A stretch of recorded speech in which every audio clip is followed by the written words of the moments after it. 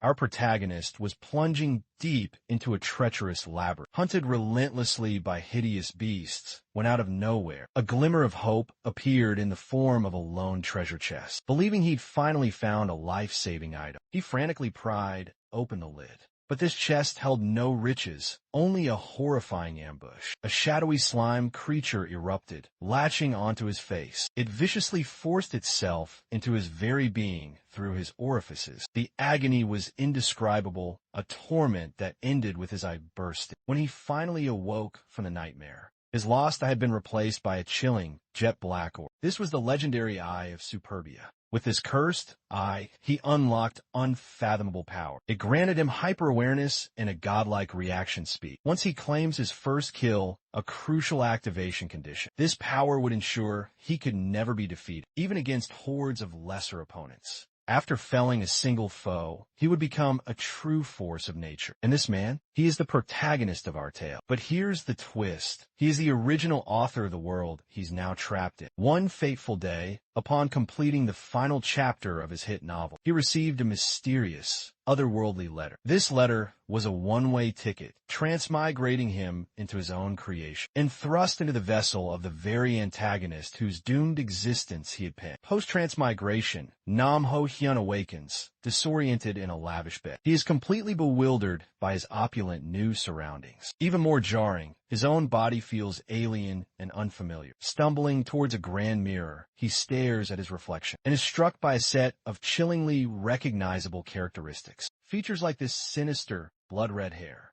that cunning smirk, and those narrow, piercing eyes. A perfect mask concealing every hint of inner thought. The horrifying realization strikes him like a bolt of light. In a cruel twist of fate, he has taken over another's body, and that person is Arsene Adele, the most formidable villain from his own masterpiece. But the most terrifying part is, he is just mere days from his scripted assassination. Before we dive into that chaos, let's set the stage on who this villain truly is. Essentially, the Arsene lineage is of a mixed heritage, a forbidden union of demon and human blood, harnessing the demonic power flowing through their veins. They once stood as one of the Empire's most revered houses. However, their dynasty crumbled into ruin, all thanks to a coalition of 6 rival families who conspired their downfall. With this tragic backstory, it becomes crystal clear why Adele embraced his descent into villainy. He sought vengeance against the houses that had shattered his own. Yet, he was destined to fail spectacularly, the very reason the original Adele cried out to the creator of his world, summoning him here. In just a handful of days, Adele is fated to die a meaningless death, slain by the blades of knights from those 6 treacherous families. And here's the ultimate irony. In terms of raw talent, Adele is one of the most prodigiously gifted individuals in the entire saga, possessing abilities that eclipse even those of the main heroes. But regardless of how overwhelmingly strong the villain was, Hu Yin had written the plot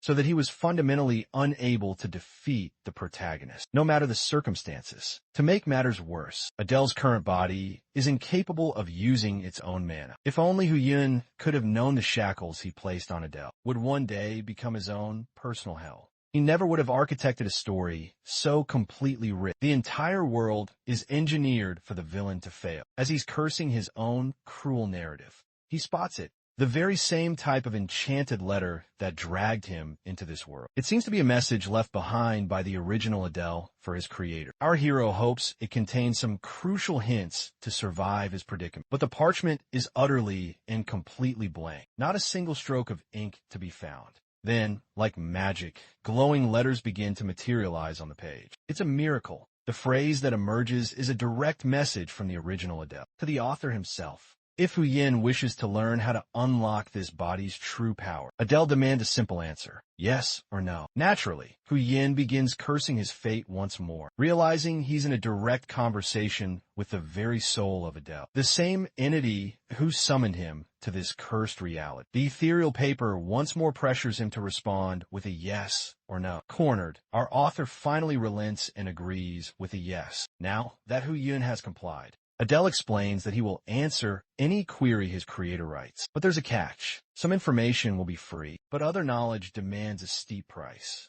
The more critical the question, the greater the sacrifice required. Of course, Hu Yin aims high and asks the ultimate question: how can I return to my own world? Adele's response is swift and brutal. It is impossible. Well, Hu Yin had a gut feeling that would be the answer, so he had already braced himself for the crushing news. Next, he shifts to a more immediate and practical query: how to channel mana and activate Adele's signature godlike abilities. Surprisingly, this question requires no payment. Adele instantly transfers the crucial knowledge directly into Hu Yin's mind. The moment the transfer is complete, Hu Yin can feel the dormant mana surge to life within his new body. The first of Adele's inherent traits: the power to completely rob an enemy of their 5 senses, an ability known as darkness. Next is the power to paralyze foes with sheer aura, a terrifying pressure called killing intent. As he intests, he can feel its potent effect, giving him a sliver of hope. At the very least, he can now immobilize common foe, even if it won't work on seasoned knights or soldiers. The final and most broken talent he must master is Adele's signature move: position transfer. Just as the name implies, position transfer allows him to instantly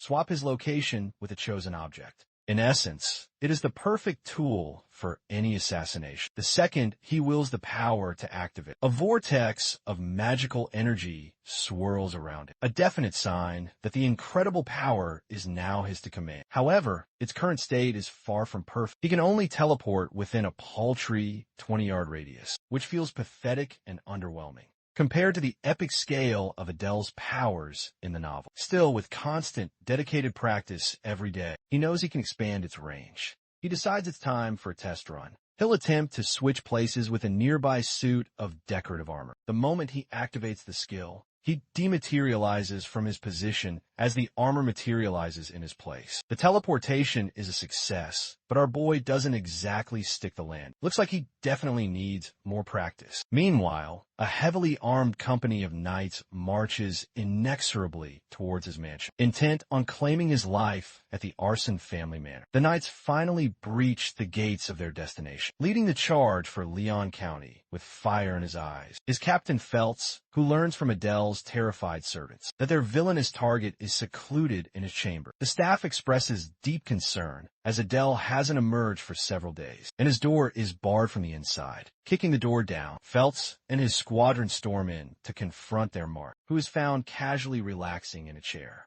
He coolly remarks on the captain's grim and brutal mission: to execute a young nobleman without a trial. Disregarding Adele's taunts, Feltz coldly commands his men to eliminate the boy without delay. But they were completely unprepared for our hero's position transferability, letting him swap his location with any object within his established range. He targets the knight's very own sword as it swings toward him, initiates the swap, and in a flash of movement, lunges forward, now armed with the knight's blade in his hand. His lightning-fast counterattack strikes true. He slices his would-be killer, stunning Feltz and the entire squadron. Taking a step back after claiming his first kill, the newly awakened villain simply waits for the next challenger to dare approach. Feltz, however, remains confident in his superior numbers and orders his men to charge the boy all at once. The second battle begins, but instead of a reckless head-on fight, Adele shatters a window and leaps out into open air, employing another brilliant application of his newfound power. He first hurls the stolen sword down towards the ground, and then activates his position transfer ability, swapping places with the sword at the last possible second. This clever maneuver allows him to completely negate any fall damage and make a clean and stylish getaway. His next objective: escape into the depths of the Arson family's private forest. As he plunges into the dark woods, Feltz furiously orders his men to give chase to their target, demanding confirmation of his death.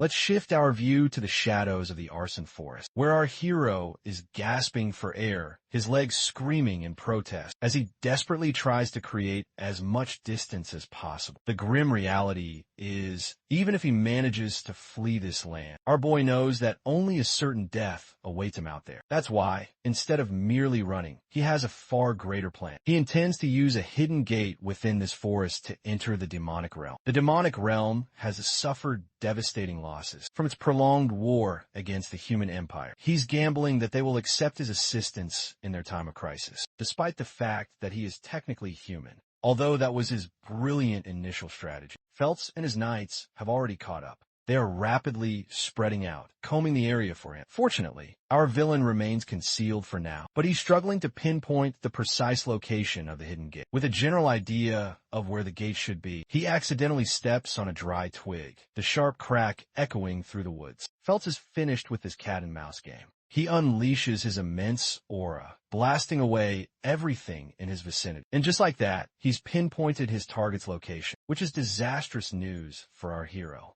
especially since he only has enough mana for 2 more position transfers. His top priority is locating the gate, not engaging in a futile battle. But at this critical juncture, the author inside Adele's body begins to feel the walls closing in. This is why he consults the true spirit of Adele once more, desperately asking for the gate's hidden location. As this is classified secret knowledge, it carries a hefty price, 100 gold coins, or a powerful relic of A rank or higher. The author is absolutely livid. He can't believe Adele is trying to negotiate a price in the middle of this life or death countdown. Unfortunately, Feltz's latest devastating attack connects with our boy, sending him flying and slamming him hard against a tree. With his prey now down, the merciless captain readies his sword, mocking him, asking if the wretched villain truly believed he could survive just by fleeing for his life. A sinister smile twists his face. Feltz vows that Adele's story will meet its final chapter today. Despite his injuries, the young man responds with defiant confidence. He might not have known much, but he was certain of one single thing, that he was absolutely determined to survive this ordeal, realizing that he's on the brink of death regardless. Adele pushes himself to his feet, preparing a final, desperate gambit against his foe. Feltz finds his enemy's persistence irritating, though he begrudgingly respects the half-demon for upholding his pride as the last patriarch of his fallen family. In response, Adele reminds him that so-called knights, like the captain and his men, have no right to feel any semblance of honor or dignity when they're out here ganging up on a single young man. Bro, the man lands a verbal finishing blow, roasting Feltz by suggesting he'd be better suited as a nanny instead. Yeah, that's going to require some serious ointment for that burn. Completely enraged, the captain levels his blade at his target, coldly announcing that he will no longer show any mercy. With his next swing, he plans to ensure his sword pierces the boy's heart. Feltz lunges forward to deliver the final, killing strike, completely unaware that this precise moment is exactly what our hero had been waiting for. He whips out the enchanted note he uses to communicate with Adele's spirit and forces it to make contact with Feltz's descending sword. Now, you might not understand the genius of what's happening here. Our boy is an absolute mastermind. He ingeniously used his foe's own mystical artifact as the payment to receive the answer to his critical question. This simultaneously achieves his goal and disarms Feltz completely. Adele has that smug, "I outsmarted you" grin plastered on his face, while the captain's enchanted blade dissolves into particles of light. To his sheer delight, the location of the demonic gate is now clear in his mind, the reward for sacrificing the artifact. And so, our boy uses his position transfer again to leap to safety. Feltz desperately tries to stop him, but the outplayed captain has just lost his final chance. The villain escapes, racing towards his special gateway, having finally reached the portal, which seethes with crimson tendrils of malevolent energy. Adele has achieved his primary objective. But this Feltz guy is as persistent as a goddamn cockroach. He hurls a massive log directly at our boy's head, just as it's about to make brutal contact with Adele's skull. He triggers the final charge of his position transfer, vowing to meet the humiliated captain again one day. Feltz is left enraged that his target has escaped into the demonic realm, a forsaken place where only eternal darkness awaits him. Some time passes, and we find Adele sitting alone, devouring some preserved meat. He contemplates how much time has passed since he successfully traversed the gate and entered this strange dungeon. This place isn't a natural dungeon. It's an artificial one, crafted by someone using forbidden demonic arts. He's quite astonished to discover jerky and a bed placed in this area. Adele speculates they were deliberately left here to guard some kind of invaluable treasure. Furthermore, there's a unique barrier here that repels any frontal attacks. A powerful stone guardian also stands sentinel here, which only deepens the mystery surrounding the origins of this man-made dungeon. The stone guardian itself has a menacing appearance, and even Adele knows that if he dares to cross the barrier to fight, he will get absolutely annihilated. So he definitely won't be attempting that. Suddenly, the enchanted note begins to glow, as Adele's true spirit communicates with the author once more. It warns him of a penalty for manipulating the rules of payment. This is because he cunningly forced Feltz's sword to be the sacrifice. That particular loophole will never work again from this point on. But even the author thinks it's a miracle that he was able to exploit it even once. Plus, he isn't even being punished for his clever trick. Abruptly, the author's gaze is drawn to a single stone that appears subtly different from the others on the wall. As he reaches out to touch the stone, he recognizes that it's only due to Adele's inherent powers, that he's even able to perceive these hidden things. An authoritative voice booms in his mind as he touches the stone, informing him that he does not possess the authority to use this function. Our boy has a strong hunch that this stone must be the master key to deactivating the protective barrier. Since he can't use it directly, he plans to use another method to bypass the barrier entirely. He spots a rock that likely crumbled from the stone guardian's body. Even though it's just a simple stone, it might be the perfect catalyst in this situation. Activating his position transferability once more, the author swaps his location with a piece of rubble, safely bypassing the barrier without needing to use the function. But this dude is too swept up in his own success and completely forgets about the demonic stone wolf waiting outside. The creature lets out a ferocious roar in his face, snapping him back to his dangerous reality. The scene cuts to a demonic castle deep within the realm. Here, the patriarch of the bear's family, Crete, gazes upon the sight of his servants bustling with activity. He muses that it's likely due to his own daughter's raid attempt, that his entire staff is now working overtime. Crete is unsure of how to best handle this delicate situation. You see, if his daughter actually succeeds in her trial, she will earn the right to enroll in the Saitan, which is the most prestigious demonic academy. And even if he were to command her to intentionally fail, he knows she would rebel against his authority anyway. After all, his daughter is hell-bent on achieving her single-minded goal, to exact her revenge against the savage humans who took her mother's life.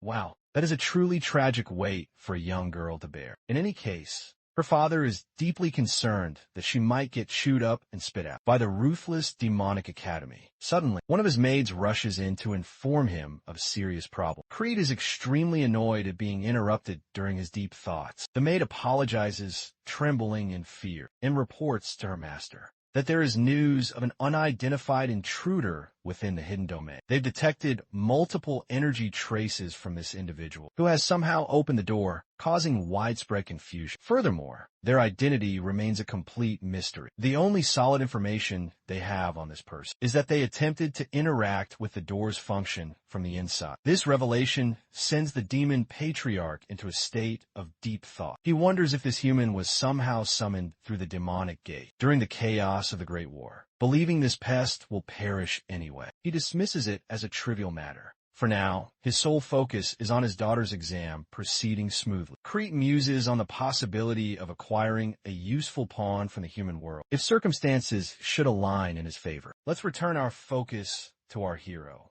who instantly regretted his choice to leave the protected domain and immediately teleported back inside for his own safety. The dude clearly was not prepared for a giant wolf to eat him alive. The beast is now staring menacingly at him from the outside, while the author fully comprehends just how desperate his situation is. Even if he manages to break free of this barrier, it will only thrust him into even graver peril. Suddenly, the author is struck by a brilliant realization. That wolf creature outside is made of stone. This means his teleportation ability might actually work on activating position transfer yet again. He forces the target of his swap to be the stone wolf outside the barrier. His gambit succeeds to an unbelievable degree. He has trapped the monster inside the barrier, freeing himself from its grasp. The wolf takes a moment to realize it's now imprisoned. Despite its furious attempts, it is completely unable to breach the barrier. Adele makes a break for it, searching for an exit, when suddenly Bro stumbles upon another nightmarish creature from the abyss. He quickly deduces that there's a unique challenge on every level, and this colossal insect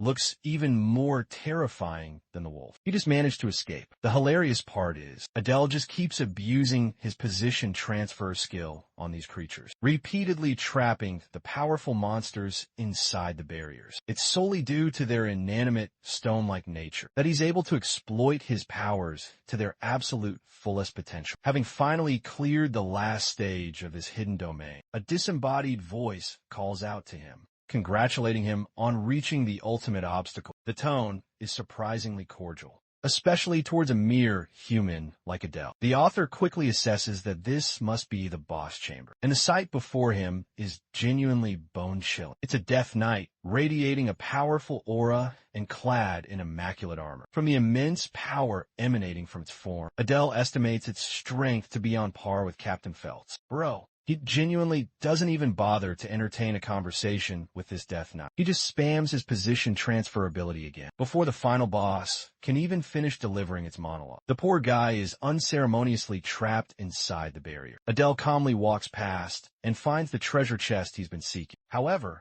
it's different for what he anticipated. He didn't expect a distinctive, ornate symbol engraved upon it. This black dragon ornament. It actually represents the highest-ranking demonic families in the realm. Among them are the families of sloth, lust, gluttony, wrath, envy, and finally greed. The black dragon symbol specifically represents the bear's family, which embodies the sin of pride. It's also the very same family led by Patriarch Kree. Of course, this revelation alone is a massive threat to our boy's survival. He decides to press his luck and opens the chest, hoping to find an escape route. All he cares about right now is getting out of the demon realm. But to his absolute horror, a shadowy mist erupts from the box and lunges straight for his face. The dark energy aggressively forces its way inside of him. Hold on, not like that. Get your minds out of the gutter. It's just going inside him. The comment section is about to have a field day with this one. Unable to withstand the potent dark energy, Adele screams in agony as his human vessel experiences excruciating pain. The outcome appears to be a brutal one,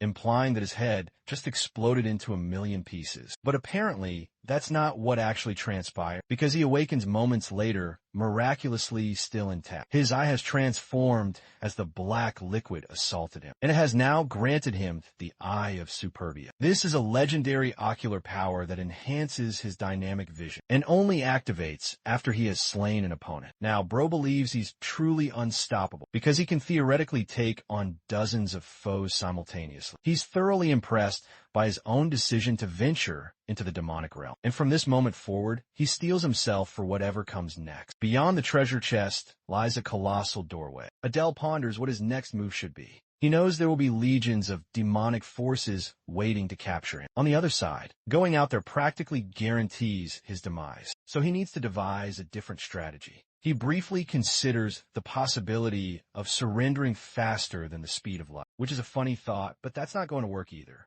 The immediate problem is his affiliation with the Arson family. The very instant the demons discover his identity, they will execute him on the spot. So he quickly conceals the insignia on his neck. As for the Death Knight from before, bro is still in there, furiously smashing his sword against the barrier and screaming to be released. The frantic Death Knight warns him that Her Highness is approaching. But of course, Adele has absolutely no clue who that is. It was at this moment that he finally understood why. There were provisions like rock beds and jerky scattered around the hidden domain. It's because this entire dungeon is a proving ground, a place for the high-ranking families to test and train their offspring. It's vital for him to know exactly what he's up against. So he immediately pulls out his enchanted note to consult with the real Adele spirit. The author inquires about the character who is currently nearest to him. Once again, Adele's soul demands a sacrifice in exchange for an answer to that question. Unfortunately, the author is in a real bind this time. So, instead of paying with gold or artifacts he doesn't have, he sacrifices 100 points of his own precious mana, which is a brutal and costly way of handling the situation. Finally, the answer to his question is magically revealed. The person closest to Adele is none other than Renee herself, who is the youngest daughter of the demonic patriarch of the Bears family. Our boy is faced with a terrifying, "Oh crap, I'm so screwed" realization, because there's no way he can possibly defeat her. The Eye of Superbia,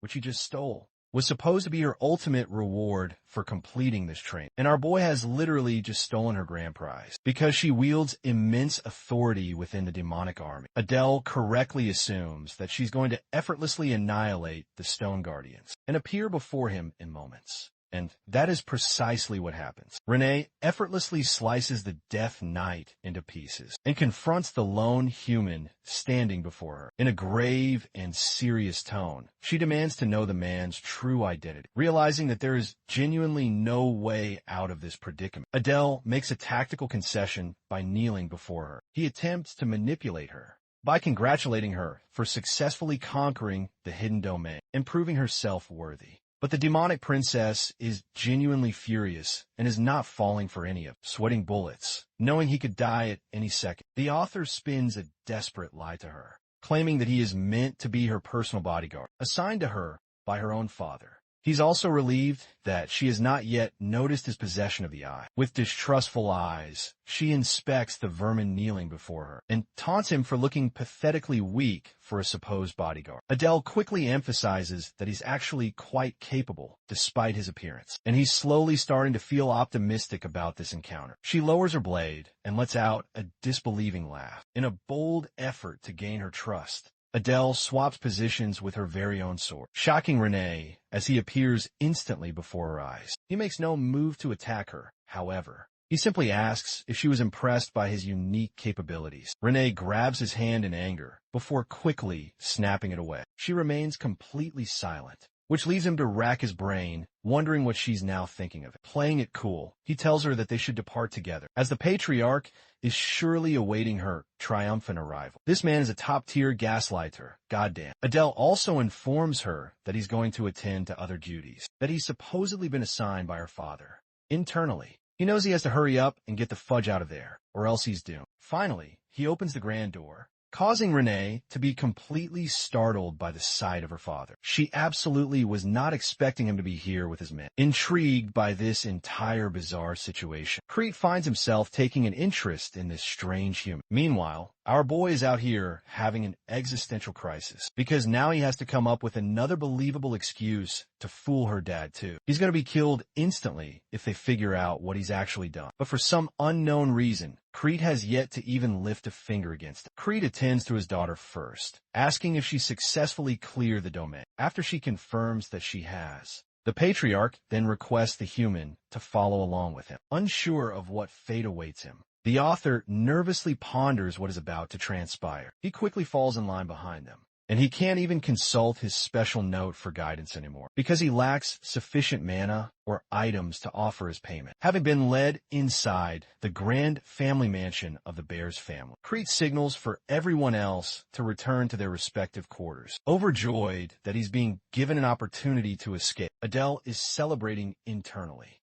That is, until he realizes that there are guards secretly shadowing his every move, in case he attempts to defy the patriarch's orders. Inside his private office, Crete meets with his daughter, acknowledging that Renee has successfully completed her final trial, but he still wants her to be absolutely certain of her decision to enter the brutal training academy. Renee remains resolute in her goal and answers with a firm yes. Crete falls silent for a brief moment before inquiring about the human she encountered in the reward chamber. Recalling how he stunned her with his mysterious powers, Renee confirms that he is, in fact, a very strong individual. This assessment is music to the patriarch's ears, making him even more eager to learn about this mysterious human. He brings their conversation to a close by officially approving his daughter's admission into the Seitan Academy. As for Crete, bro isn't even really thinking about his daughter's achievement. He's far more impressed by the human, who somehow managed to enter the domain and clear it all on his own. Not to mention the fact that he claimed the Eye of Superbia for himself. And yes, this basically confirms that he knows everything about our boy, being in possession of the stolen artifact. Finally, Renee's high opinion of his strength is the most compelling confirmation he could have hoped for. All of these various factors point to a single, inescapable conclusion. He could potentially use this human for his own benefit. While all this is unfolding, the clueless author is left wondering just how much longer he's going to be forced to wait for them to finish up. At long last, the human is given instructions to the patriarch's private chamber. He appears before Crete, who stares him down with a terrifyingly menacing glare. Adele is already terrified of what's about to happen and wonders how the powerful demon patriarch will handle the situation. He asks why Crete has allowed him to live this long. The patriarch carves a cunning smile onto his face before berating him for having the sheer audacity to fool his own daughter to such an impressive degree.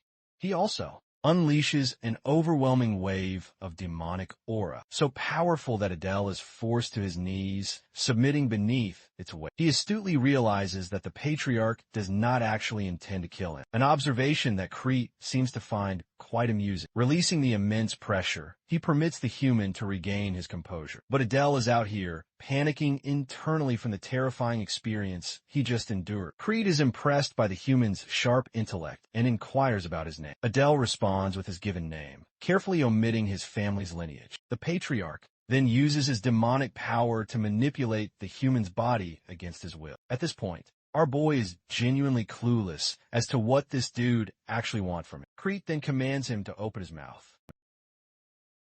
The patriarch reveals that all he must do is uphold the charade, the lie he had spun for the princess. As he speaks, a malevolent, dark energy slithers into our hero's mouth, a living poison that seizes him from within. Crete proclaims this venom is a failsafe. It will annihilate the human the very instant he dares to harbor a single treacherous thought. Adele can only choke on his own unspoken words, while Crete casually informs him that he will be provided a residence for now, pending further commands. The one-sided confrontation concludes, leaving Adele utterly speechless. In the following scene, he is shown to his new, designated quarters. Unfortunately for Adele, he possesses little choice in the matter, forced to accept the meager lodgings he has been provided. Still, he is immensely grateful that his life has been spared for now, even if it means he is now nothing more than a tool to be used. The author is also glad to have, which could prove to be a powerful advantage in the long run. Regarding his immediate objectives, however, our hero must first deal with the damned parasite inside his body. With a stroke of pure genius, he activates his position transfer and surgically excises the living poison from his very bloodstream. He shudders to imagine the horrors that would have been unleashed if he had accidentally teleported one of his own organs instead. Regardless, Adele wisely chooses not to destroy the poisonous creature, knowing its demise would immediately alert the demon patriarch. The small creature awakens, its vital mana supply having been severed. Finally, Adele collapses onto his bed in sheer exhaustion, knowing he is no longer under the immediate threat of the poison. The now harmless little parasite dozes off right beside him. Just as he is about to drift off to sleep, a status window materializes, notifying him of significant upgrade to his abilities. His position transfer skill has now reached level 2, but the mana consumption for it is far too draining. Adele wonders, is there a viable method for him to expand his mana reserves? He needs enough power to stand his ground against the story's true protagonists. After a moment of thought, he realizes there is indeed a path to achieve this. The scene cuts to Renee's cold, emotionless expression as she silently rejects our hero's attempts at conversation. He has been assigned to watch over her for the past 3 days, and in that time, she has given him the ultimate silent treatment. His current situation is just that grim.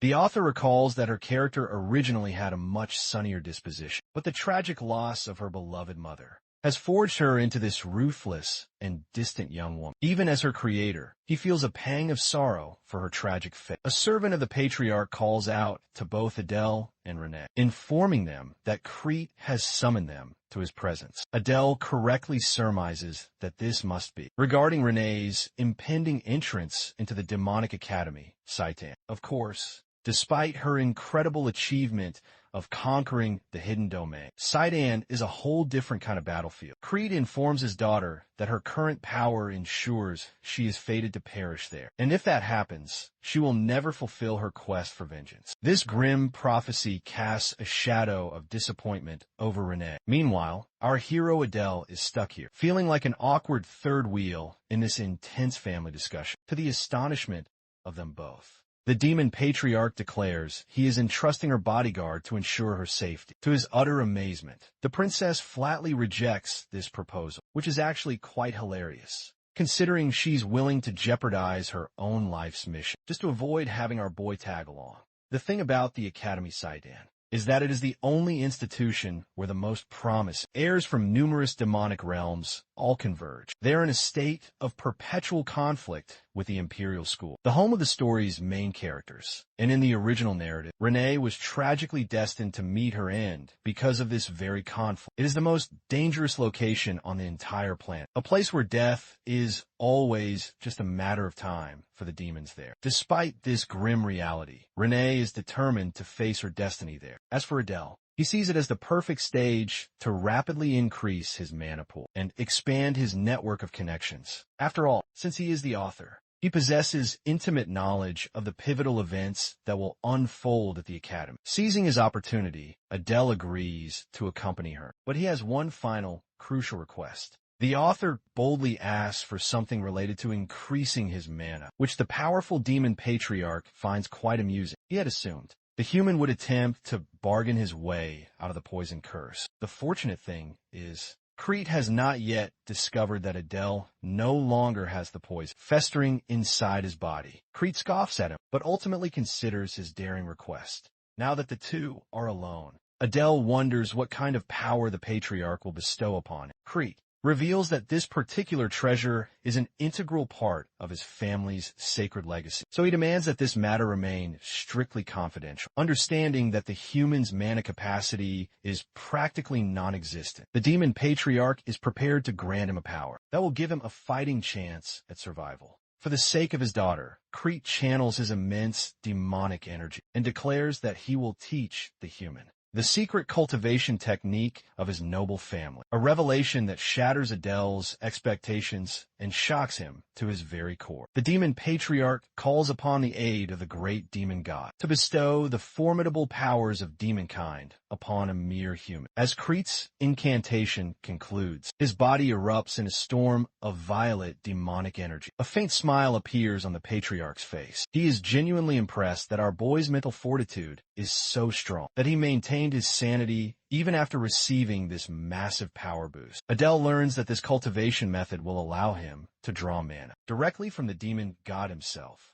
which means he essentially now has an overpowered infinite mana battery. Interestingly enough, Crete has noticed that the human's family seems to have ancient ties to the 7 deadly sins. Although the human tries to feign ignorance, the demon patriarch stresses that he is not concerned about any potential betrayal. After all, the poison worm would take care of everything if he were to be a double agent in their midst. The author is quite taken aback to learn of the half-demon's family being connected to the legendary 7 deadly sins, especially since, as the writer, he never actually included this detail in his original story. Crete dismisses him, and in the next scene, we find our hero deep in the forest, meditating alone. He believes this secluded spot should be ideal for him to practice his new powers, especially since this new mana is dangerously easy to lose control of. Normal meditation is supposed to be calming and serene, right? Well, not for this protagonist. He tenses up, calling upon the demon god for assistance, resigning himself to the fact he will never be able to use human mana again after this ritual.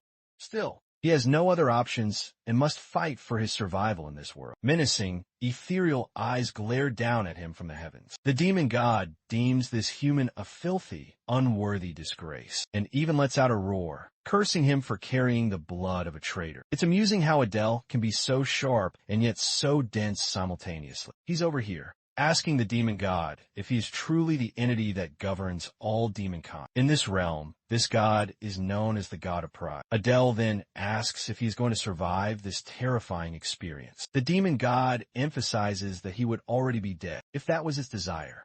But strangely, it chooses not to kill him because, for some bizarre reason, it feels an inexplicable sense of kinship with him. That is why it is willing to aid the human by bestowing upon him the mark of pride. This powerful insignia is the very symbol of the god of pride's authority. However, the deity sternly warns him not to lose his grip on reality to these powers, as they are potent enough to drive him mad. Adele has now acquired the power of a literal god, dramatically increasing his odds of survival in this hellish dimension. At this rate, he figures his entire body will eventually be covered in mystical marks and tattoos. Suddenly, the author senses a hidden presence spying on him from the shadows. Renee is discovered, much to the shock of them both. This is a very bad development for him, because her father explicitly did not want her to know about this. She mutters 2 words, "dark priest," which fly completely over his head. Fast-forwarding 1 month into the future, Adele has been training with relentless dedication, and his mana reserves have tripled in that brief period of time. He now suspects he will have accumulated enough mana to surpass the heirs of all 6 great houses of the human realm within just a few short years. In his current state, he could easily conquer the hidden domain without even using his teleportation. Aside from that, Bro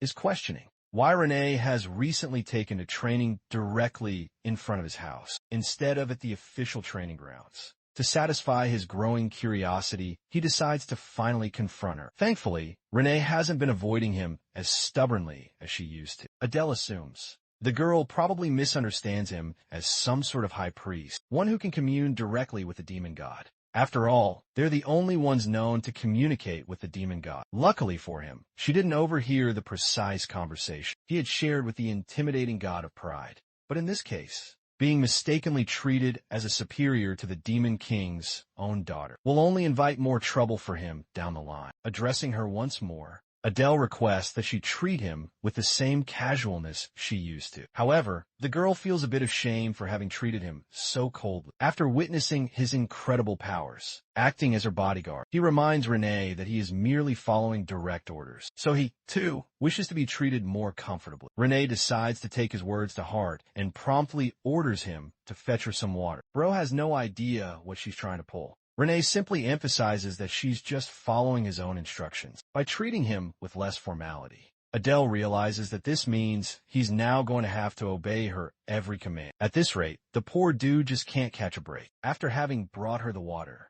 he assesses that he must now conquer another nearby domain. But unfortunately, Renee is glued to his side everywhere he goes. There is also the impending issue of the story's main protagonist, crossing over into the demonic realm very soon. He cannot allow the treasure of that domain to be lost, because its reward is crucial for his survival in Saitan. The author asks about her preparations for the upcoming enrollment exam. Renee is somewhat surprised that he would ask such a question. Adele reasons that she will eventually have to fight the strongest humans. Eventually. So it worries him to ask. Renee, however, doesn't seem concerned at all, stating coolly that she has everything completely prepared. Adele suggests she double-check her preparations, because it could become a major thorn in her side down the road if she has forgotten something important. Renee is annoyed by his vague and imprecise language. Adele reveals that he is genuinely concerned for her well-being. But this girl is sharp as a tack. She's not about to be manipulated so easily. She quickly deduced that he wants to venture off on his own. In her absence, Bro's approach has hit a dead end. Meanwhile, Renee is out here, annoyed that he might be getting tired of her. To placate her,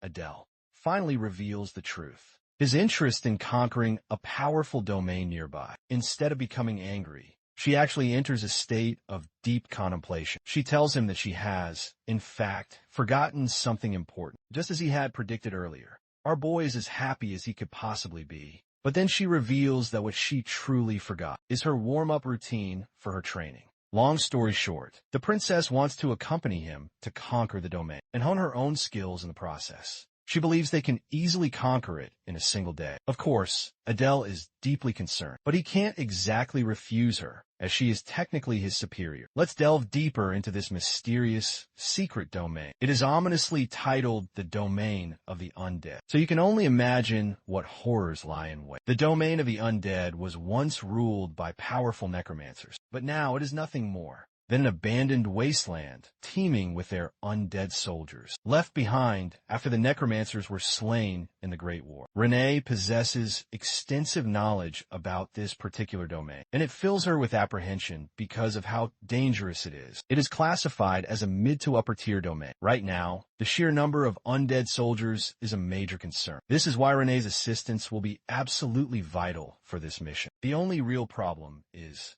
Venturing in together will make it much harder for him to abscond with the treasure. And if word of this reaches the patriarch's ears, he will be in deep trouble for putting her in such grave danger. That is precisely why he requests that she does not accompany him, highlighting the patriarch's potential reaction to them leaving without his explicit permission. But this demonic princess has already prepared for this. She knows of a secret exit from the Grand Mansion. She leads him to a hidden passage that no one else knows about. Adele realizes that she must be quite accustomed to sneaking out, to be able to do this so casually. Renee offers no response to his observation, and they quickly use the hidden exit to depart. Arriving in a misty, mountainous region, the duo forges ahead. Adele asks how much longer the journey will take, but this only seems to earn an annoyed glare from her. He realizes his mistake and tells her they should just press on regardless. Renee explains that they simply need to ascend this mountain, and their destination will be just beyond its peak. This is easy enough for her to say, but for our poor hero, he is suffering immensely inside. Finally, they have arrived at their desired location. The entire area is destroyed and utterly abandoned. Renee is out here, cursing under her breath in her native tongue, while the author reminds himself he must conceal his family name from her, no matter what the cost. Now, since he knows the secret way inside, the duo begins to make their way forward. The domain itself rests beneath a colossal rock statue, which once had soldiers stationed below it to guard their sacred lands. Having reached the entrance to the domain, Adele offers to take the lead and protect her. Renee, however, is supremely confident and insists on going in first. Inside the domain, Adele is impressed by how brightly it's illuminated. Renee finally guides him to the precise location they were searching for. From its palpable energy alone, the author judges that this is an even more powerful region than the Bears family's own training grounds. He suspects there are at least 100 graves buried in this place. Renee and our hero are advancing cautiously when suddenly a skeletal warrior and his bony comrades erupt from the ground. These bald bags of bones surround the duo from every conceivable direction. Channeling her immense power, Renee unleashes a devastating attack and completely disintegrates the skeletal soldiers as if they were made of paper. Right now, Adele is incredibly glad that he brought her along. He understands that at the very least, one powerful necromancer must be commanding these undead soldiers, so they must target him directly. He blocks an incoming attack and tells Renee that he will be right behind her. The vanquished soldiers only end up resurrecting once more. Much to her shock, the necromancer leading the troops stares them down, impressed by their audacity for daring to step foot in his sacred domain. He commands his skeletal soldiers to eliminate both of the intruders. This is a dire situation for the duo, as the undead soldiers continue to revive. Adele instructs her to keep pushing forward and focus on the necromancer. As for him, he's busy trying to create an opening, so she can execute their primary objective here. After defeating even more of the soldiers, the author tells her that he's got his flank completely covered, so she can concentrate entirely on her role, channeling her immense powers. The demon patriarch's daughter lunges forward to assassinate the necromancer. The powerful mage summons even more soldiers to halt their advance, but Adele knows they need to focus on taking him out as quickly as possible. If they can just shatter the caster's magical orb, this entire battle will be as good as over. He can then use his position transfer's newly unlocked ability. Well, their troubles just skyrocketed to 1,000,000 when a goddamn King Kong-sized skeleton is summoned out of nowhere. Adele is worried for Renee's safety. But instead of being defeated like any weak Manhwa side character would, this girl actually ends up destroying the massive creature in a single swing. She is far more powerful than Adele had ever imagined. With this opening, he activates position transfer to close the distance to the necromancer. As they get closer, his newest ability allows him to swap the positions of objects with each other instead of himself. So he casts Exchange, which rips the orb from the necromancer's grasp and places it directly into Adele's waiting hand. That's all they really needed, because the skeletal mage is basically about to get completely wrecked, unable to cast any spells without his precious orb, with the orb crushed and finished. The necromancer is instantly defeated, along with all of his summons. Thanks to their incredible combined efforts, they were successful in neutralizing the formidable threat. Interestingly, The necromancer's final words are of gratitude towards the human. Adele is faced with a stark and painful realization. He's the one who originally wrote the tragic story of this very place. And because of that, he feels a genuine sadness for his own characters and hopes that they are now, finally, able to rest in eternal peace. Renee questions if there is anything left for them to do here, beyond the climactic boss battle. Of course, there is the collection of the rewards. Finally, he will be able to get his hands on the one item he so desperately needs. The item is called the Fong of Darkness, a dagger forged from a special, enchanted steel of the demon realm. With it, one can convert darkness itself into pure mana and amplify one's abilities while shrouded in darkness. The second item is a powerful ring called the Eternal Full Moon, which allows its user to rapidly absorb mana from the moonlight. Adele is extremely impressed by the dagger's power and realizes he can max out his darkness trait with this incredible weapon. As for the ring, he doesn't really have a specific use for it, so he turns to Renee and generously offers it to her. She is pleased with this reward and readily accepts. Acting like a true gentleman, Adele places the ring on her finger, causing her to visibly blush from the unexpected gesture. She quickly snatches her hand away, acting adorably flustered and confused. Our dense protagonist has absolutely no clue why she is reacting this way. Renee, still feeling flustered, can already feel the effects of the ring coursing through her body. She is clearly very fond of it. Next up, Adele decides to claim all of the gold from this place for himself. But Bro's dreams are instantly shattered when Renee shifts back into her killer machine mode and warns him not to be so selfish. With the domain now conquered, the duo returns to the mansion just in time for dinner. In the days that follow, they continue to train together, and another month passes. Ultimately, the author was making immense progress in the demon realm. He'd acquired approximately 13,000 mana, which is comparable to a mid-tier demon in this realm. Finally, the demon patriarch summons them both a few days later, granting them official permission to enter Saidan. At long last, the time has come for both of them. They will be journeying to the capital for the entrance examination, with their preparations now complete. The patriarch curtly orders them to simply leave. He doesn't even seem to care about a proper farewell. Seeing the look on Renee's face, Adele realizes she is deeply saddened. She simply bows before her father and silently departs. Next, our boy does the same, preparing to accompany her. But before he can leave, Crete stops to remind him that he has extremely high expectations for the human. And this scene is tragic in its own way. The patriarch is offering a human a glimmer of hope, but not his own daughter, who needs it the most. In the following scene, their carriage is prepared as Crete stares down at them from above. The author notices that even powerful demons must possess some considerate feelings for their own children, because he can sense that Crete genuinely cares for his daughter right now. The author may be anxious about his own future, but he is prepared to do whatever it takes to achieve his goals. In the demonic academy of Saidan, their journey begins with a rather bumpy ride. Ever since they departed from a mansion, Renee has been eerily and unnervingly quiet. He wonders if he is somehow at fault. At last, she turns to look at him with an intense, piercing glare, reflecting on how he is much more handsome than she had initially realized. Bro is getting seriously checked out by a demon baddie. That should have been me. Like an average Joe fumbling with a goth girl. This man is over here making small talk about the weather, because he has absolutely nothing else to talk about. Even she thinks he's kind of an idiot, and that he isn't particularly strong in the grand scheme of things. At this point, she's beginning to doubt her initial assumption of him being a priest. Meanwhile, Adele is just wondering what's up with all the intense stare. Renee calls herself a fool for ever doubting his immense power, especially when she witnessed his conversation with the literal god of pride. Itself, the way they're thinking about each other is quite hilarious, because Adele thinks he's in deep trouble, while she's over here developing serious feelings for our boy. Now, let's talk about that thing our boy did earlier by giving her the ring. It is actually known as an eternal vow in their dimension, and it is tantamount to a sacred marriage proposal. And even though our clueless hero performed it without a single word, she is intensely curious about the kind of vow he made when doing such a thing. The once expressionless demon princess is genuinely interested in knowing his true feelings. In any case, Adele reminds her that they will be arriving at their destination within the hour. His empty, oblivious words only serve to make her even more irritated, because the girl was busy daydreaming an entire romance in her head. Without saying another word to him,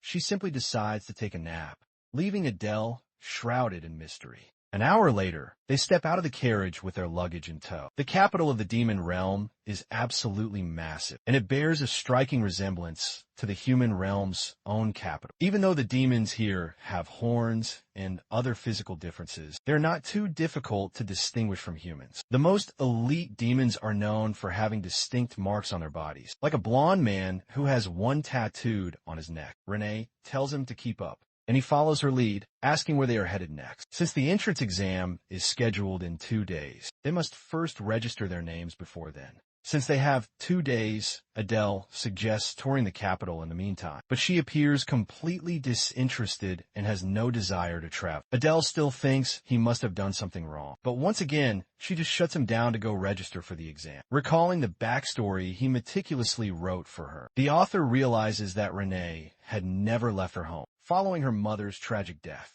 So, she should be experiencing a sense of freedom here. But for some reason, she appears utterly disinterested in her new surroundings. In any case, they have finally arrived at Saidan, an incredible, sprawling university that is triple the size of an ordinary one. The receptionist here is a grumpy old man, handling the tedious registration process. Adele steps, much to the old man's shock as he points out that Adele doesn't even remotely look like a demon to begin with. Even worse, the old egghead calls him out for being a half-breed and attempting to apply for Saitan's prestigious exam. At this point, our boy knows that his future here is going to be incredibly painful. The angry old egghead continues his discriminatory rant until he finally recognizes the horns of the demonic princess. Renee announces that she is from the House of Bears and that her guard will be taking the exam alongside her. Humpty Dumpty reluctantly follows her command, even as he sneers at the pathetic half-demon attempting to enroll in the finest demon academy in the land. Renee has had enough of his arrogant tirade and releases a hint of her immense power for his insult to the Bears family. Bro is just looking for trouble for no good reason. Just do your job, you bald-headed fool. Anyway, Adele states his name and his famed association with House Pixie, and with that, their registration process is finally complete. To explain why the receptionist is behaving in this manner, the author internalizes a crucial fact.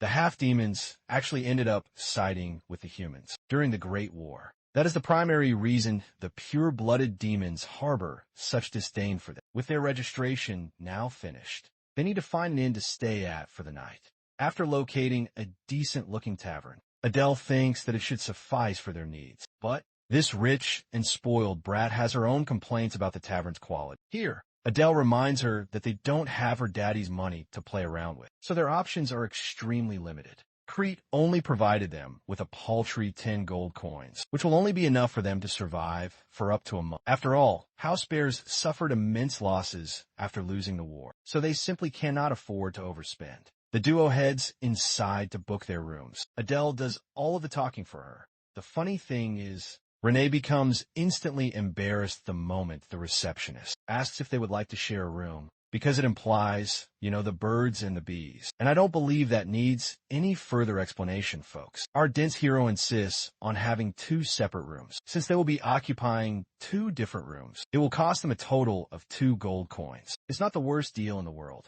According to the author, Renee heads on upstairs, while Adele shares that he will unpack their luggage while she gets some rest. Since she has always lived in a massive, opulent mansion, the author suspects that this is her first ever experience, living in such a shabby place like this. But it is imperative for her to adapt to it as quickly as possible. As for him, he's going to need all the rest he can get for the exam ahead. At long last, 2 days have passed, and the day of the exam has arrived. All applicants are told to follow the strict instructions given. There are so many applicants gathered around them, which makes the author wonder if there are at least 10,000 candidates. The very fact that so many of these talented individuals are signing up to slaughter humans is a massive warning sign to our boy. Because the very moment his true identity is revealed, they are all going to descend upon him. The supervisor of the exam orders the students to present their identification and to board the waiting train. This is the last thing he expected to see in the demon realm. For the demons, they have actually erected dimensional gates to block any intruders from entering their realm without permission. Magical trains are the only way to traverse the vast grounds of Saitan. And at this point, the author wonders just how truly colossal Saitan really is, for it to have a complex train system installed so effortlessly. The two of them board the magical train and arrive at their final destination in mere moments. Finally, they're standing before the Grand Demon Academy. The applicants are instructed to follow their guide and enter the grand auditorium for their exam. As they walk inside, Adele is left utterly speechless by the luxurious ornaments. Every single glance is completely overwhelming to him. He also notices that only young, elite demons have come to take this exam, which makes it highly probable that the other heirs of the 7 deadly sins have also shown up cloaked in their full black trench coats. The author correctly deduces that these imposing figures must be the instructors. He now wants to make a positive first impression immediately to increase his chances of having a good time in this veritable hellhole. Renee mentions that their examination is about to commence. The grand doors immediately slam shut, and the once brilliantly illuminated space is plunged into a disturbing darkness. The author suspects that powerful magic was used to achieve this dramatic effect, and he's intensely curious about the actual content of the exam. The first command comes from an instructor who bellows for the applicants to be silent.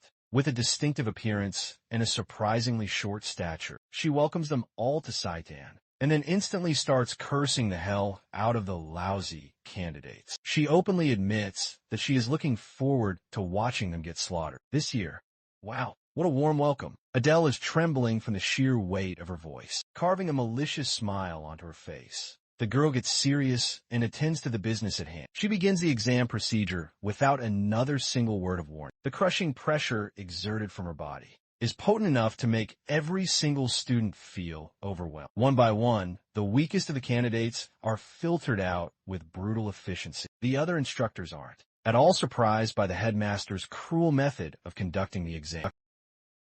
That unhinged girl is none other than the feared headmaster of the academy. And this brutal ordeal, it was a trial of pure mental fortitude. The reason Headmaster Lucian devised this sadistic test was to gauge if these candidates possessed the sheer willpower to withstand the torturous interrogation of their human enemies, should that dark day ever come. 5 excruciating minutes crawled by for the young applicants, and when it ended, almost none were left standing. The only exceptions were Renee, Adele, and 6 others. The instructors had initially held much higher hopes for the 100,000 candidates who had gathered for the exam. Still, this result was a vast improvement over last year's, which already marked significant progress. This year's batch of candidates notably included the legendary heirs of the 7 deadly sins. The instructors were fully confident in their eventual success. However, they were stunned to see an unknown upstart holding his ground. This boy was an anomaly, possessing none of the famed demonic bloodlines. The fact that he had maintained his sanity for 10 whole minutes was undeniable proof of his extraordinary caliber. However, beyond this point,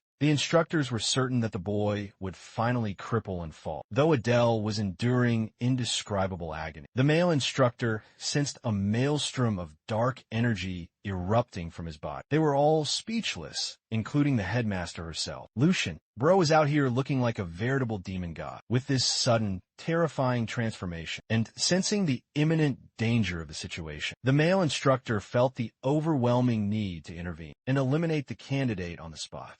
At first glance, it was clear to everyone that the boy appeared utterly unremarkable. But the very moment he caused the atmosphere itself to tremble, they all recognized his hellish, palpable killing intent. It was a ruthless, bloodthirsty intent, as if he were one of the most prolific murderers ever known. This is precisely why the instructor wanted to act immediately. But despite his readiness to strike, Lucian keenly observed that the instructor was hesitating. He was afraid to engage with such a formidable threat, even though the boy was nothing more than a mere applicant. His colleague smirked while the remaining candidates collapsed from exhaustion. In this critical moment, our boy understood that if he didn't find a way to weather this test, his sanity would shatter and he would go completely insane, just as the god of pride had warned him. Then, a desperate gambit ignited in his mind. What if he unleashed his own killing intent to counter the aura of the woman administering the test? And so, he did exactly that, knowing he couldn't afford to just wait and endure. His body unleashed tendrils of crimson demonic energy, clashing directly with the headmaster's suffocating aura. Lucian was thoroughly impressed.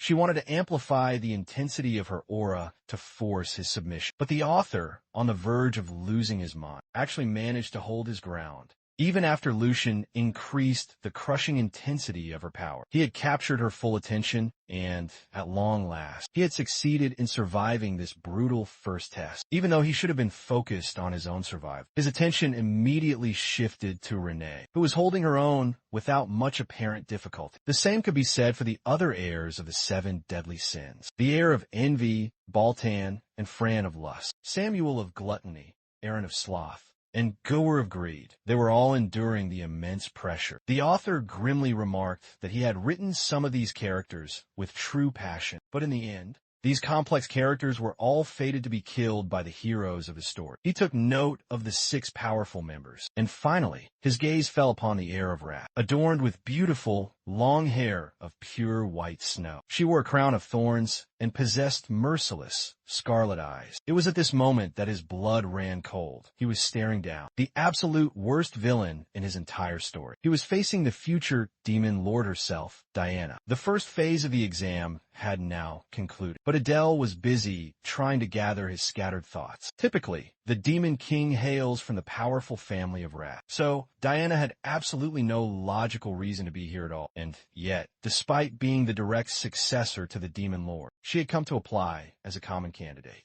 He wondered if something had gone terribly wrong in his own story. The candidates who had failed were acting like petulant children for being unable to pass the test. Most of them were just spoiled brats, whining about the unfair nature of the brutal examination. But the instructors couldn't care less about them, being the trust fund babies of their daddies. They made that point abundantly clear to these wealthy imbeciles. The male instructor emphasized that any applicants who couldn't even survive 4 or 5 short minutes were utterly useless to the academy. And just like that, the gates were slammed shut on the failed candidates. This first exam alone was enough to demonstrate just how ruthless the demonic academy was in its treatment of its own candidates. Luckily, Adele had passed, and he also observed that Lucian was, in fact, the headmaster and not just some ordinary exam supervisor. She alone was the single most powerful being in the entire demonic realm, despite her deceptively cute character design. Though he was fortunate to have survived the first test, he knew he had to hold his own for the trials yet to come. After all, most people failed during the grueling second exam. While this was happening,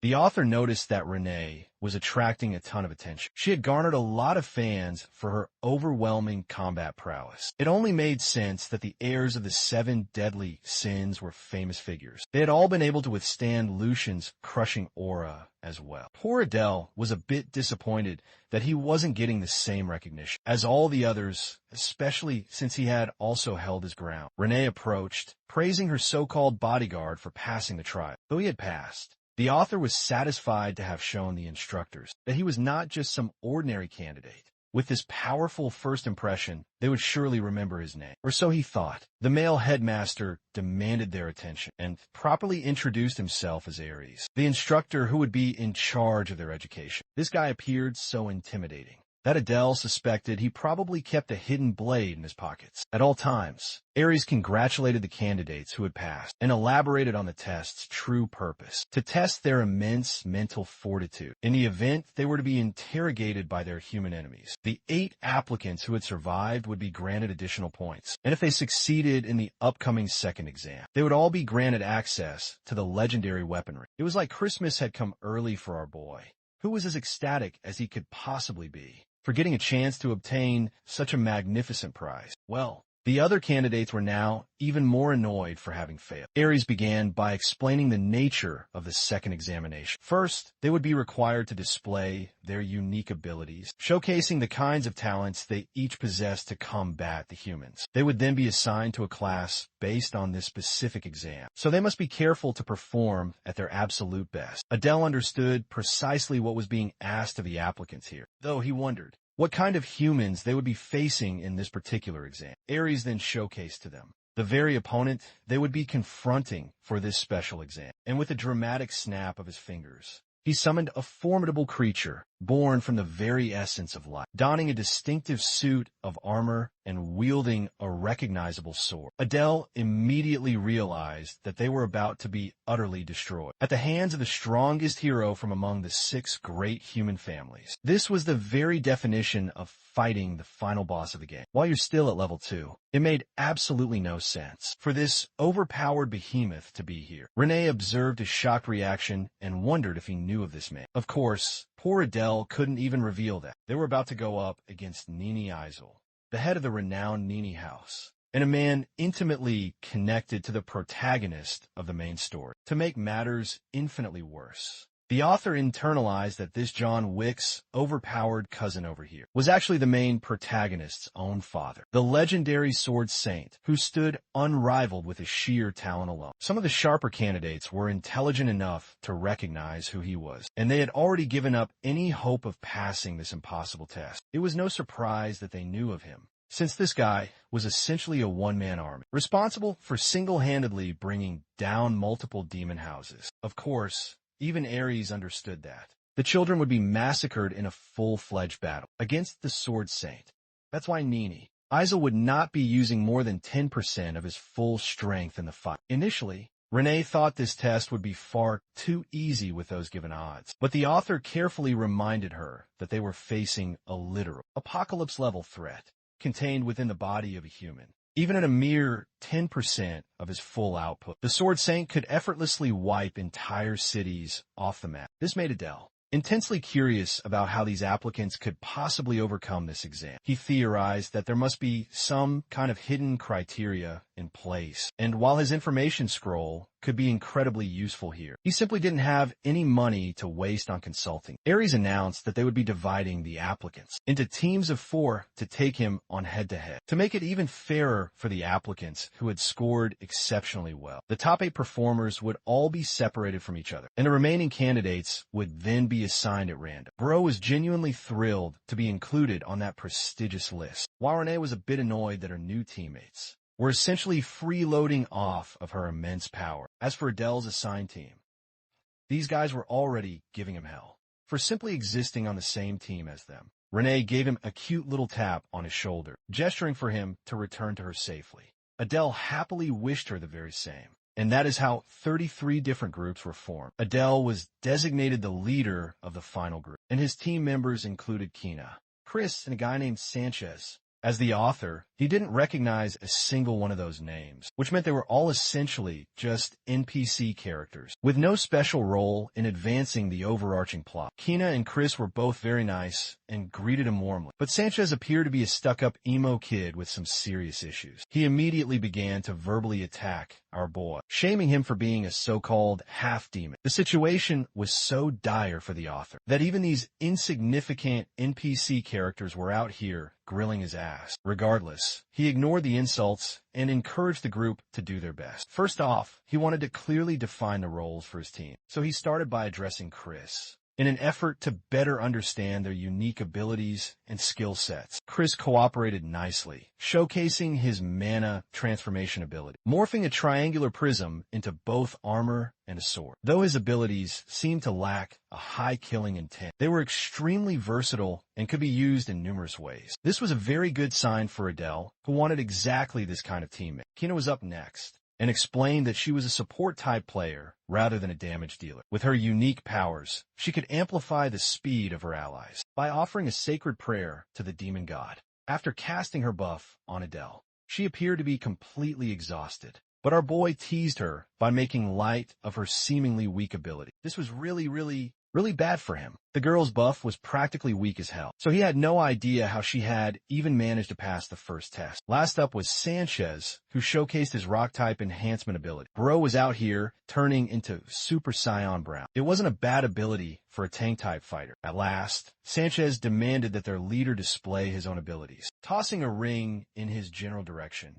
our boy casually teleported right up to him with godlike speed, stunning Sanchez as he could have easily killed him at any second. In a real battle, Shinan Chris were both incredibly impressed by their leader's unique teleportation ability. In his mind, the author willingly chose to keep the rest of his powers a guarded secret because he simply didn't know what they would be up against in the near future. As for their team's formation, he wanted Chris and Sanchez to prioritize their defense. He would take the center position, while Kina would provide support from the rear. That sounded like a solid enough formation for the upcoming test, so they all agreed in unison. And with that, the second exam was about to begin, as Ares called for the designated teams to step forward. Group 1 was the first in line. The author was impressed to find the candidates, all possessing blazing eyes, full of fierce determination, even though they were about to go up against the legendary Sword Saint. Well, not that it really mattered, because the moment the exam officially began, it also ended in that very same fleeting instant. Group 1 was completely decimated,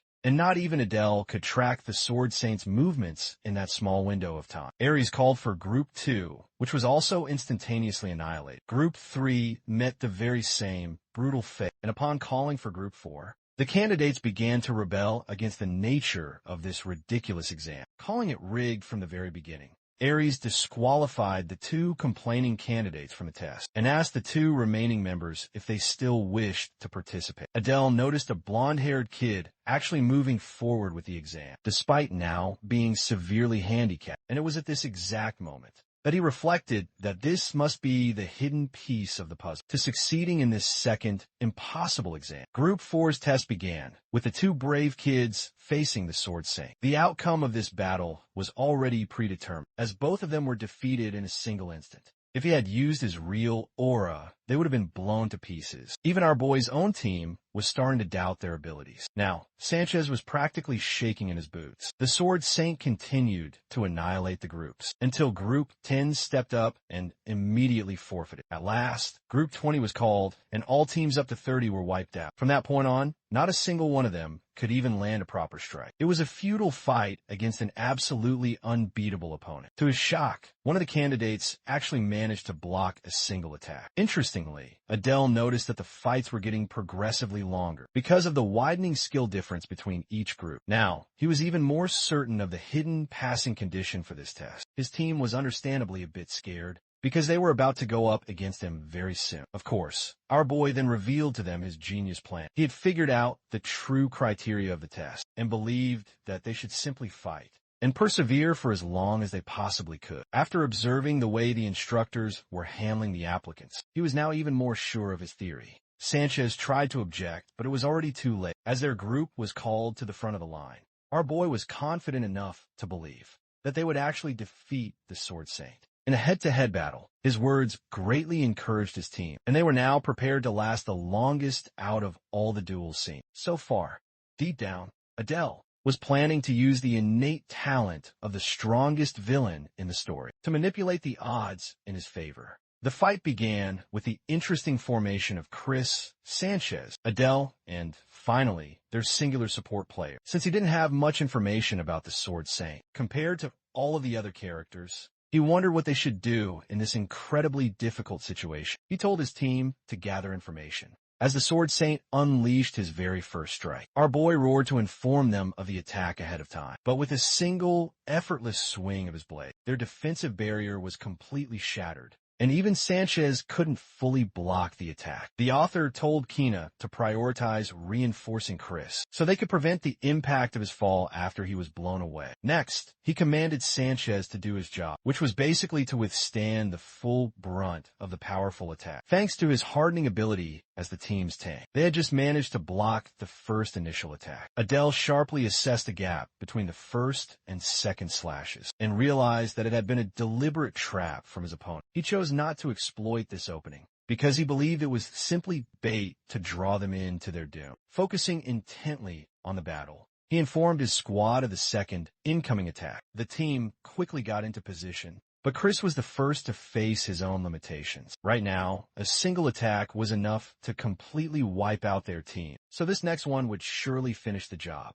if they weren't extremely careful. The Sword Saint unleashed his attack, showcasing the very same tantalizing opening. This time, not even Sanchez could fully withstand its immense force, as his body began to suffer severe cuts from defending his team. Sanchez thought they were all going to die, But Adele remained persistent, holding out for as long as he possibly could, questioning his opponent's very next move. At last, the Sword Saint lowered his mighty blade. Unfortunately, the test was not yet concluded. The Sword Saint was about to unleash a final, devastating attack, but Adele wanted to confront it head-on, carving a malicious expression onto his face. The author declared that he would plunge his sword directly against his opponent's own throat, a bold declaration that shocked his entire team. The Sword Saint prepared his final, powerful attack, and Adele commanded Sanchez to withstand the coming blow, without any of Chris's intervention. It was a crazy, insane idea, but Adele knew exactly what he was doing. The Sword Saint practically demolished Sanchez's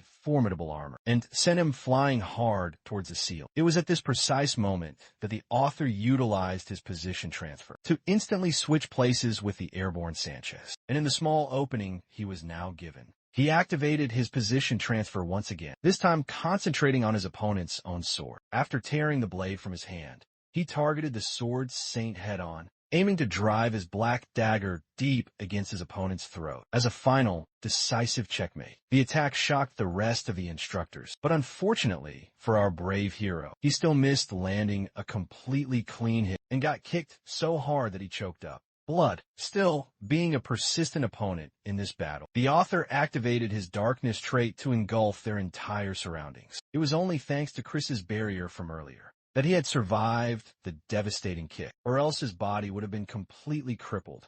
Though his initial attack had failed, he had successfully trapped the Sword Saint inside a perfect barrier, without a single trace of light within this void. He now had the clear advantage, with the Blade of Darkness in his hand. In a place like this, it possessed a virtually limitless attack potential, so he was extremely confident in his approach, or so he thought, because the Sword Saint menacingly turned back and shot him a terrifying glare, before appearing right before his eyes for another devastating attack. Even Adele thought he was facing a monster more demonic than any demon. But luckily, thanks to his masterful control over the dark, he pulled his dagger from a blind spot and targeted his opponent. This time, the Sword Saint had failed to anticipate that. Our boy could cast hundreds of these dimensional daggers. He activated the skill as it pierced the Sword Saint's body, like powerful projectiles impaling him throughout. The state of the black void confused Adele's own teammates, while Ares realized that the fight was now over. From the shadowy mist emerged one warrior standing and one defeated. On the ground, Adele was the victor, and his stunning performance had left the other candidates completely speechless. His brilliant strategy had worked and had even impressed one of the other heirs. His teammates came rushing over to him, celebrating his brilliant plan. Our boy is smart, and didn't dive into the specifics of how he had beaten the Sword Saint. As for Sanchez, the poor guy was in a terrible state, but he was now being helped out by the on-site instructors. To his teammates' great surprise, the exam wasn't yet over, as Adele explained. They had to execute one final, decisive step, plunging the blade deep into his defeated opponent's body. The author showcased his utter ruthlessness to all of the instructors. Fran thought he was quite impressive for being a mere half-demon. However, she still believed he was naturally inferior to purebloods. Her words just now pissed the heck out of Renee, who was now releasing a murderous aura to signal her furious response. Fran wondered what was causing the Bear's princess to act up with such unbridled viciousness. It sent a palpable chill down her spine. The heirs of the 7 deadly sins were already hard at work, trying to intimidate each other for the sake of their future rivalry. Fran's servants were just lousy simps who thought she would easily win against Renee. Back to Adele. He noticed Renee radiating pure bloodlust and wondered what was up, but that wasn't important right now. As the instructor, Ares approached him and questioned if the boy knew why he was here. Seeing his nonchalant, unfazed response, Ares turned away, reminding the boy that he would be keeping a very close watch over him. Adele was a little disappointed that he didn't get any praise, or something similar right now. A battle between Renee and Fran was now being set up. Adele wondered about the identity of the demon Renee was now facing. From her appearance, he realized that she belonged to the House of Lust. But it didn't make any sense that she would be challenging Renee. Of all people, the author admitted that he had been naive for only writing in depth about his human characters and completely neglecting his demon characters. Fran saw the half-blood from a distance and called him out for it. Bro was not expecting that at all. But this crazy girl made it even worse by demanding that he become her personal slave. Hearing that, Renee got even more fired up to kill this bitch, and she dove in to unleash her very first attack. Seeing her guard being so disrespected by the embodiment of lust, Lady Renee charged forward with her blade drawn. She refused to give Laurel Fawn any time to even respond. The two would have surely clashed if it weren't for the instructor's meddling. He warned them both that unnecessary quarrels inside the Sidan campus were strictly and absolutely forbidden. If they wanted to slice each other up, they should resolve their conflict outside of the school grounds. The students who were watching the fight were all taken aback. If Ares hadn't intervened when he did, something truly bad could have happened to two of the top prospects. From the legendary 7 deadly Sins family, Renee promptly sheathed her sword with a disdainful scoff. As Laurel shivered with a concerned, nervous smile, Adele went to check on his boss. She stared at him blankly as he gave her a heads up to take the stage. Instead of joining her own group to take the test, Lady Renee pulled out a handkerchief and gently wiped away Adele's sweat. She tenderly cleaned his face and complimented him on his good showing. It should have been me, not him. Laurel still hadn't learned her lesson, and criticized Lady Renee for acting too close with a lowly half-demon. Adele completely ignored her racist comments and was just glad that he was being treated a little bit better. After having passed the test, looking him directly in the eye, Lady Renee asked if he had hidden his true strength during the trial. Adele was completely confused. He had to risk a great deal just to land his attack earlier. Finally, Group 34 was called to the stage, and Renee calmly made her way up. While promising to keep Adele's secret, she must think that he's some all-powerful priest from a noble family. With Lady Renee now out of the picture, Laurel Fawn swooped in a mess with Adele one more time. Upon hearing what his name was, a sly, cunning smile appeared on her seductive face. She didn't appreciate having been interrupted earlier. Emanating en intoxicating, enchanting Gora. She ordered Adele to leave that bare-assed skank and serve her instead. Laurel thought her powerful appeal could steal this nobody of guard, so she could avenge the humiliation she had suffered from earlier. I know that some of you would have folded right then and there. Wholly unaffected by her bewitching, manipulative ability, Adele nonchalantly and completely dismissed her and turned his full attention to Lady Renee's upcoming performance. While she was throwing a childish little tantrum, he focused solely on the stage. Adele had high expectations for the children of the other 7 Deadly Sins families, but he was rooting entirely for Renee. The Sword Saint had been completely rebuilt, leaking a bone-chilling aura all around its wide attack range. It was an intense standoff, and Renee was not faltering in the slightest. Instead, she took a single, deliberate step forward, ignoring the 3 nobodies in her group completely. Her bold actions even piqued the future Demon Lord's full attention. The air of envy, Bolton laughed at her sheer boldness. Adele, on the other hand, felt his internal alarm bells go off. Logically speaking, walking right up to the Sword Saint was a death sentence. When the two were now just inches apart, the great aura showdown began. An old man and a young lady, facing off to see who could aura farm the other into submission. After what seemed like an eternity, both of their expressions twisted with utter ferocity. The Sword Saint tried to stab her, but ended up getting cut down in half himself.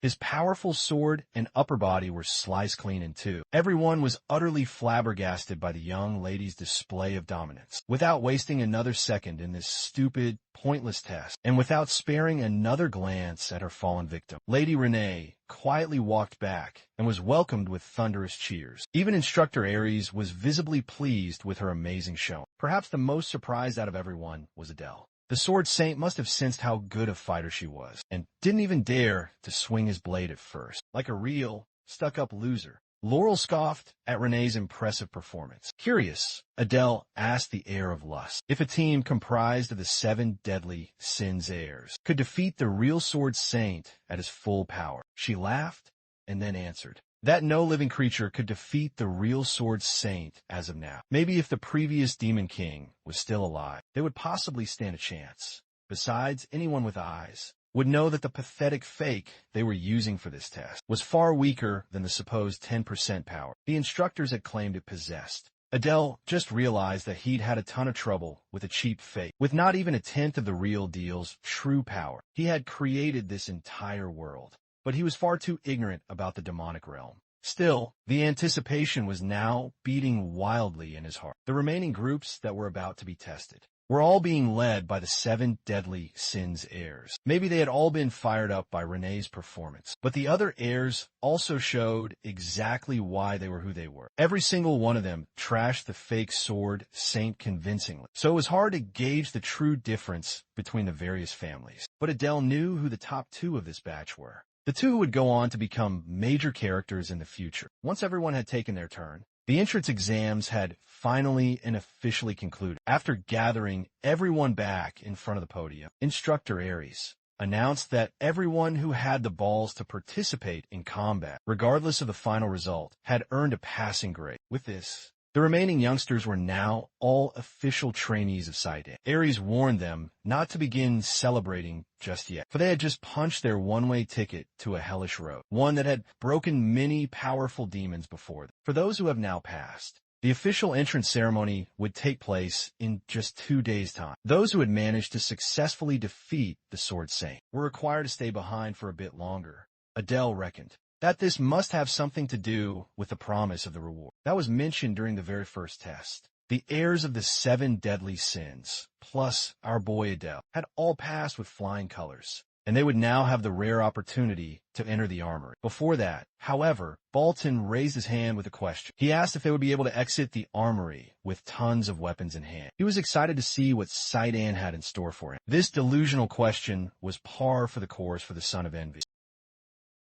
A being driven by an insatiable curiosity and appetite, Adele recalled writing quite a few pages about this guy in his novel. Instructor Aries calmly retorted that the trainees would struggle to master their skills while wielding multiple weapons, so they were permitted to claim only one single item, refusing to entertain any more foolish questions. He guided them toward the fabled armory. He pressed his palm to a wall, and a magical seal flared to life. A hidden doorway materialized out of thin air before their very eyes. Aries then added that this is a grand privilege Saidan bestows upon its most outstanding trainees. Whether they make the greatest choice or the worst is now entirely up to fate. Instead of an armory, the entryway looked more like a dungeon's maw. Aries instructed them to enter in the reverse order of their exam scores, and that they would be thoroughly inspected upon their exit. That devious rule gave Baltan the first pick and Adele the absolute last. That towering instructor must truly despise him. Thrilled to claim the first treasure for himself, Baltan shot a cheeky wave to everyone before venturing inside. Since Lady Renee was already equipped with a fine weapon, she was planning to acquire a powerful artifact instead, and Adele intended to do the exact same thing. But if they were thinking along those same lines, the other powerful heirs must surely be considering it as well. All the best artifacts might be long gone by the time Adele gets his turn. Baltan emerged from the armory wearing a menacing black thorn crown, looking supremely satisfied with his powerful selection. His worst-case scenario was now unfolding before him. Just as he had feared, everyone was emerging with powerful artifacts. Before he realized it, Adele's turn had finally arrived. He noticed the new bracelet on Renee's wrist and asked about its powers. She simply encouraged him to venture inside and discover a treasure for himself. Renee also warned him about some of the displayed items that were completely lacking descriptions. Those things might be devoid of any known information, but they couldn't be worthless if Saidan housed them in the armory. Just before he stepped inside, Adele gave Instructor Aries a long, lingering stare, seemingly taking offense to this silent challenge. The big instructor urged the trainee to speak if he had something to say. With a slightly awkward laugh, Adele asked him what the deal was with the strange items that lacked descriptions. Aries curtly explained that those are unidentified artifacts and weapons, with unknown purposes and mysterious former owners. If one possesses incredible luck, they could unearth an amazing relic. On the other hand, a poor choice might bring about a lifelong curse. With one final, ominous warning, Aries pressed the last passer to go inside. Adele would just have to discover if going last was a blessing or a curse. The moment he entered, the structure of the space changed dramatically. It was surprisingly pristine and brightly lit, yet he felt a strange sense of anxiety. He saw a guiding light at the end of a long corridor and followed. When he finally arrived in the armory proper, he was greeted by the awesome sight of countless weapons and artifacts, each one sealed behind mystical glass barriers. All manner of powerful demonic relics filled the colossal room. Turning his gaze to the right, he found a unique-looking spear and read its detailed description. It was known as the legendary twin Fong Spear, a weapon wielded by an unnamed demon for hunting giant serpents. Vengeful serpent spirits were said to inhabit its tip, and when infused with mana, two spectral serpents would emerge. The grandiose description tried its best to make this thing sound important, but it was a piece of trash through and through. Besides, Adele already had his twin daggers. Next up was the so-called Starlight Crystal, once used by a famously skilled astrologer. When injected with mana, the user could borrow the light of the stars to illuminate their immediate surroundings. It was, in essence, a glorified magical flashlight. That was a definite pass for him, especially now that Adele was fully invested in the dark element. Spotting an empty magical display case, he curiously read the description of the powerful item that used to be housed there. It was the Great Circlet of the Victor. It granted its user exceptional recovery and seemingly endless stamina, binding itself to the wearer until the day they draw their last breath. This must have been the artifact that Baltan was now wearing on his head. Adele found this particular discovery to be quite odd. He remembered deliberately removing binding items from his original novel, so he never imagined he would encounter one here. Looking left and right, scanning the entire area, he became more and more certain that all the good stuff was already gone. The powerful bind of the python was gone, and so were the flag of the demon general and the insignia of the fallen noble. The 7 deadly sins heirs had taken most of the broken tier artifacts. Believing he had no other viable options left, Adele turned his attention toward a dangerous cursed artifact. But then he recalled a unique method only he could possibly use. Pulling out his magical enchanted paper, he steeled his resolve to spend a little bit of gold, turning his gaze to a broken sword. Without a description, he asked the page for more information. He was prompted to pay with either an artifact above relic grade or a hefty 100 gold coins. Before pulling out his savings, he realized one more critical thing. Testing out his burgeoning new idea, he turned to a damaged scroll and did the very same thing. This time, he was asked to pay at least 50 gold coins for more info. Since the scroll gauges an item's importance by its cost, he didn't even need to actually pay up. He just needed to go with the artifact that extorted the highest price from it. There was a total of 7 descriptionless display boxes, and he quickly began to scout them all. Information for an eagle-shaped black stone cost only a single gold coin. It was an obvious dud, since it was just one single gold coin. Adele didn't see any harm in spending a little.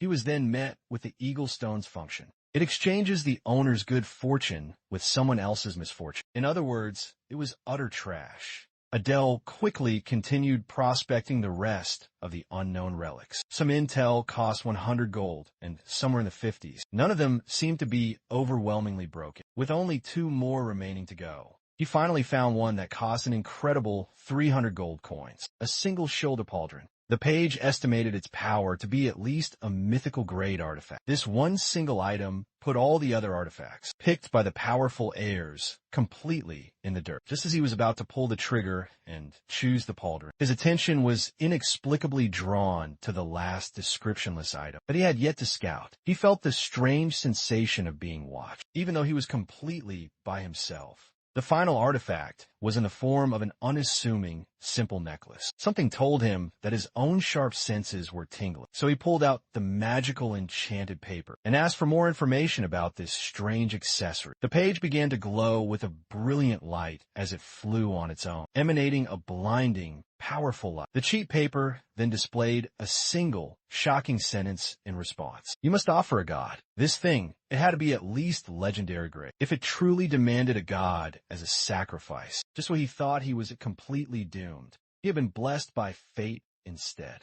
Upon considering this a little bit more, he realized that he was jumping the gun a little too early. Right now, he wasn't even associated with a minor god, let alone the all-powerful demon god. For now, he decided to try, infusing a small bit of his mana into the mysterious necklace. After waiting for several long seconds, he was met with only complete and utter silence. It was incredibly frustrating. He had something extraordinary right in front of him, and he had no idea what it was truly capable of. Racking his brain, he tried a few more clever tricks, using the enchanted paper, hoping to scam a bit more information by framing his questions in a different way. However, no matter what he seemed to ask, as long as it was related to this strange necklace, he kept being prompted to offer up a god in return. He was finally beginning to concede defeat on getting a lick of free info. Nevertheless, He took the ultimate risk and chose the bejeweled necklace as his reward, regardless of its unknown function. He was certain that he had just acquired the most valuable thing in this entire armor. Upon equipping the strange new accessory, he opened his status window to check for any potential changes. Just as he had expected, an unknown trait that wasn't there before had popped up. He would just have to take his sweet time, figuring out what this mysterious thing really was. When he finally exited the armory,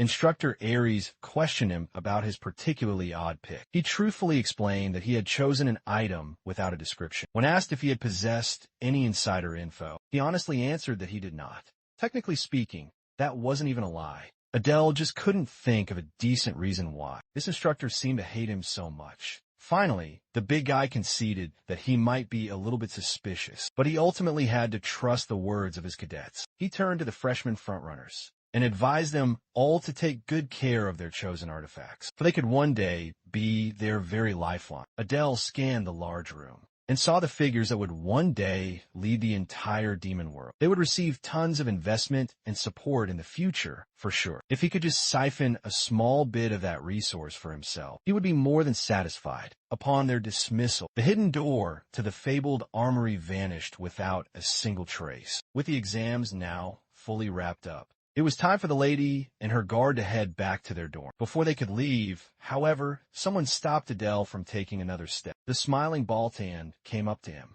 to apologize for his previous utter rudeness. He then properly introduced himself and extended his hand to shake their beef out. This came completely out of nowhere, but Adele was not one to refuse politeness. But when he took Baltan's hand, he realized that this guy was the absolute furthest thing from polite. He immediately locked Adele's hand in a bone-crushing death grip, a mischievous, cruel grin on his face. Adele felt a sharp and agonizing pain coursing through his entire hand. Baltan is the type of guy who doesn't give a damn about any weaklings. He is only ever interested in the strong, driven by a burning, all-consuming jealousy and envy. He once pushed the protagonist of the original novel to the very brink of death. But once he finally realized the MC's true potential, the bastard spared him, but only for another duel in the future. Likhan Baltan is a battle-crazed, absolute lunatic, with that same smug smile still plastered on his face. Baltan goaded Adele into taking some kind of action. So, he assigned Baltan's own sword as a target for his position transfer to. In the blink of a single eye,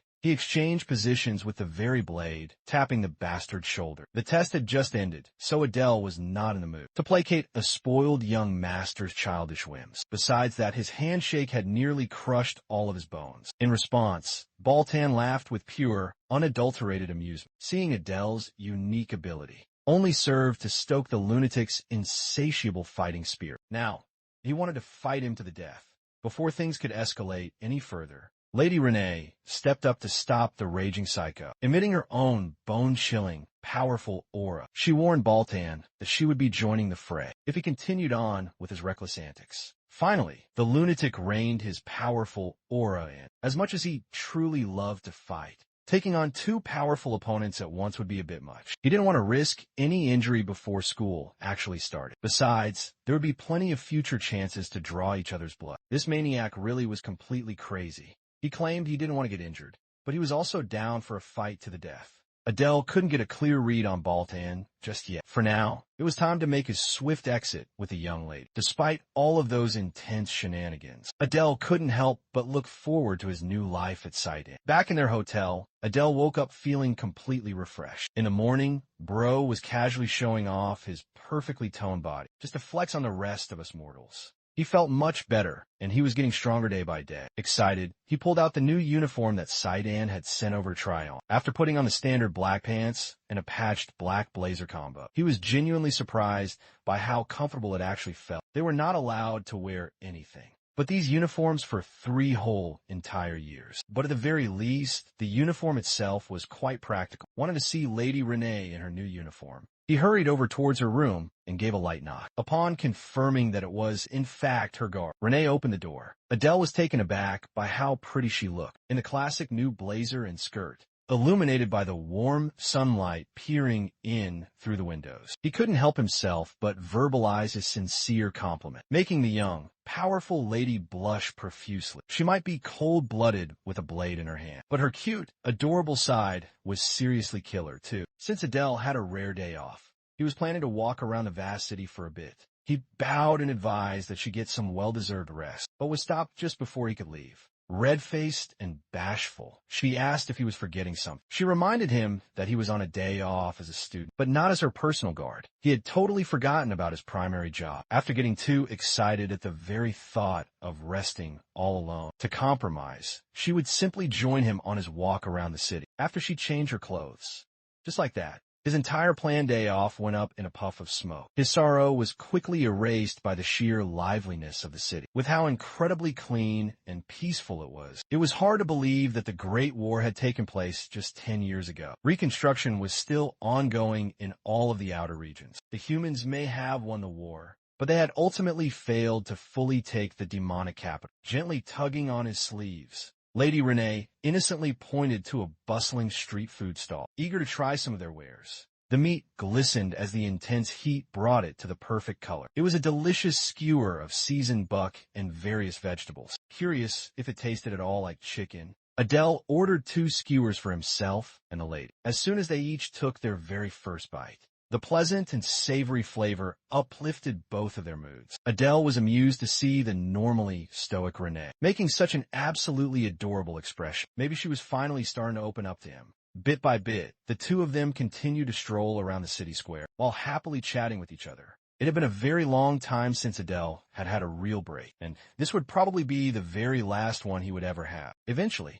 their leisurely walk led them to a stalwart statue in the middle of the capital. Adele looked at the colossal statue with great confusion, and Renee had to explain that it depicted the powerful image of the very first Demon King. Looking at it a little bit closer, he noticed the uncanny resemblance to Diana. It's not every day you get to see the first Demon King's features up so close. When Adele tried to focus a bit more, he saw the statue's eyes begin to glow with a strangely familiar light. The necklace that was dangling on his neck resonated with that piercing glare. The stoic memorial of the first great Demon King shot out a wave of otherworldly power right into his own artifact, much to his complete surprise. It resulted in one of the jewels losing its brilliant luster and turning gray. What was even weirder was that Renee didn't see what had just happened. She just saw Adele behaving oddly and pulling out his strange new artifact. Normally, it should have been simply impossible that she didn't notice that blinding light. But based on her completely confused expression, she truly had absolutely no clue.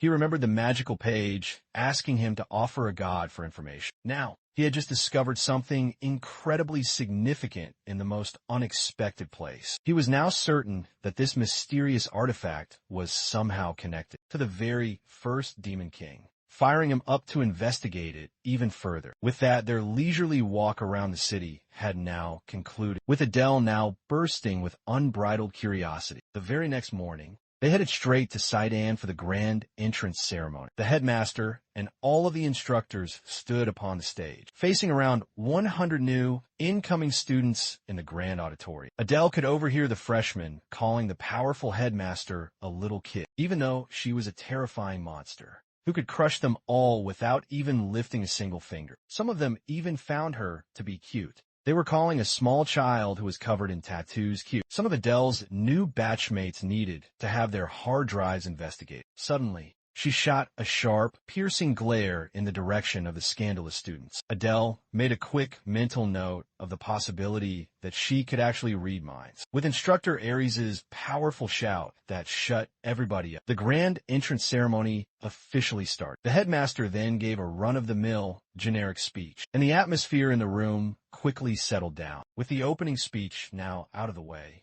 the oath-taking for the top cadet and the runner-up then commenced. As was to be expected, the accolades went to Diana and Baltan. Looking over at Lady Renee, she seemed completely unfazed that she didn't get the top spot. It made perfect sense, considering that her sole reason for enrolling here was to take her revenge on her mother's killers. She didn't give a single damn about any competition. As for Adele, he had his own personal agenda, no matter what anyone said. On the way up to the podium, Baltan shot him a challenging glare and a very cocky smile. Adele chose to simply ignore him completely. Getting caught up with that powerful maniac would be nothing but bad news. When the top cadet finally walked up to the grand stage, her mere presence alone showed exactly why she was on top, as was to be expected from someone who was blessed by the gods. The great demon king's daughter, Diana, was completely unmatched. The sacred oath of the top cadet, to wipe away their disgrace and rebuild the demonic realm, echoed powerfully inside the massive auditorium. Everyone in the room could feel the rage, from those who had lost their homes and families at the hands of the humans. If these powerful demons ever found out that Adele was from the arson bloodline, the absolute worst-case scenario would be torture for all of eternity. With the entrance ceremony now finally concluded, Instructor Aries directed everyone to check their assigned classes. On the large bulletin board, everyone lined up neatly to find their own names on the board. Upon scanning the class assignments, Adele found his own name listed under Class A. When he then looked for Lady Renee's name, a single tear almost ran down his happy cheek. Thankfully, his boss had been assigned to Class C. He tried his best to appear upset, but the huge smile on his face gave his mood away. She asserted that he was still her personal guard, and he must drop everything the moment she called for him. Pleased with the semblance of independence he had just gained, Adele headed off towards his newly assigned classroom. On the way, he accidentally bumped into another one of the students. The kid turned to him with truly murderous eyes, the veins bulging angrily in his neck. The rude kid then threatened to kill him and called him a Cerberus-looking bastard. Adele was taken aback by the completely unprovoked hostility from a total stranger. He recognized the kid as the son of Verus, a powerful descendant of gluttony, Samuel. He was pretty strong among the 7 deadly sins heirs. The kid was picking a fight, even though he was the one at fault, trying to avoid any more mishaps on his very first day. Adele sincerely apologized. Samuel was one prickly freak with an extremely punchable face. Aside from Lady Renee, it seemed like the children of the 7 deadly sins were all complete freaks. Adele could only pray that he wouldn't be stuck with Baltan. In Class A, in the faculty room of Saitan, a very heated meeting was now underway. Instructor Idea was vehemently protesting that she should be respected as a proper instructor of Saitan. Instructor Aries then argued that she simply could not be trusted to handle a particularly dangerous and volatile child, and asserted that he had much more experience handling such a case. Idea found it completely preposterous that this guy was trying to walk all over her, just to take control of the prestigious Class A. Mediating in between the two of them, Headmaster Lucian sternly asked them both to pipe down. Idea found it incredibly unfair that she was always being targeted by criticism. To clear the air, the headmaster allowed Aries to speak of his reason for wishing to switch classes with Idea. He simply explained that he was much better equipped to handle that particular training. Adele, for he had faced countless foes just like that kid on the battlefield before. One single look was all it had taken for him to see that the boy was a natural born killer. He was the kind who would point his blade at his own allies and must be restrained immediately.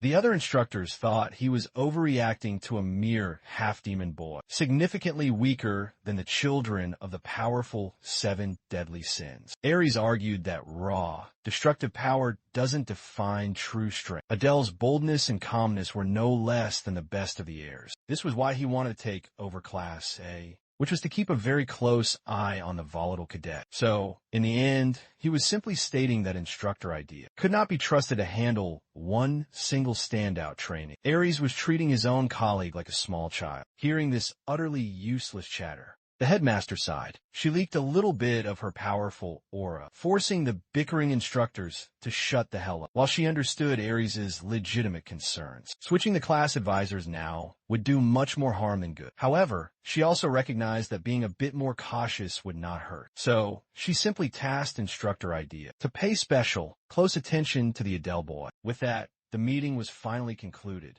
and the first official day of classes would officially begin. Inside Class A's massive lecture hall, Adele was sitting quietly, while internally cursing his rotten luck. In front of him was Laurel Fraun, the powerful heir of lust, who was already pestering him nonstop. At least, being stuck with her would be better than being stuck with Diana. And instead of Baltan, another one of his classmates was Samuel, the prickly, arrogant brat of gluttony. Laurel conceitedly asked him if he had followed her into this class, when everyone knew that the class assignments were completely random. With a very haughty laugh, she arrogantly bestowed upon Adele the privilege of being her slave once again. Look at those horns. Some of you would have folded there immediately. While they were having their one-sided little conversation, Samuel butted in and threatened to kill the both of them if they didn't shut the hell up immediately. Even for a powerful demon, this kid was just simply insufferable. Laurel did not like his aggressive tone at all. Thankfully, she had now found another target to bother, leaving Adele alone to cry internally for. This would now be his life in the near future. The door burst open, and Instructor Idea entered the lecture hall, instantly silencing everyone. Her mere presence commanded everyone's respect. When she finally got to the grand lectern,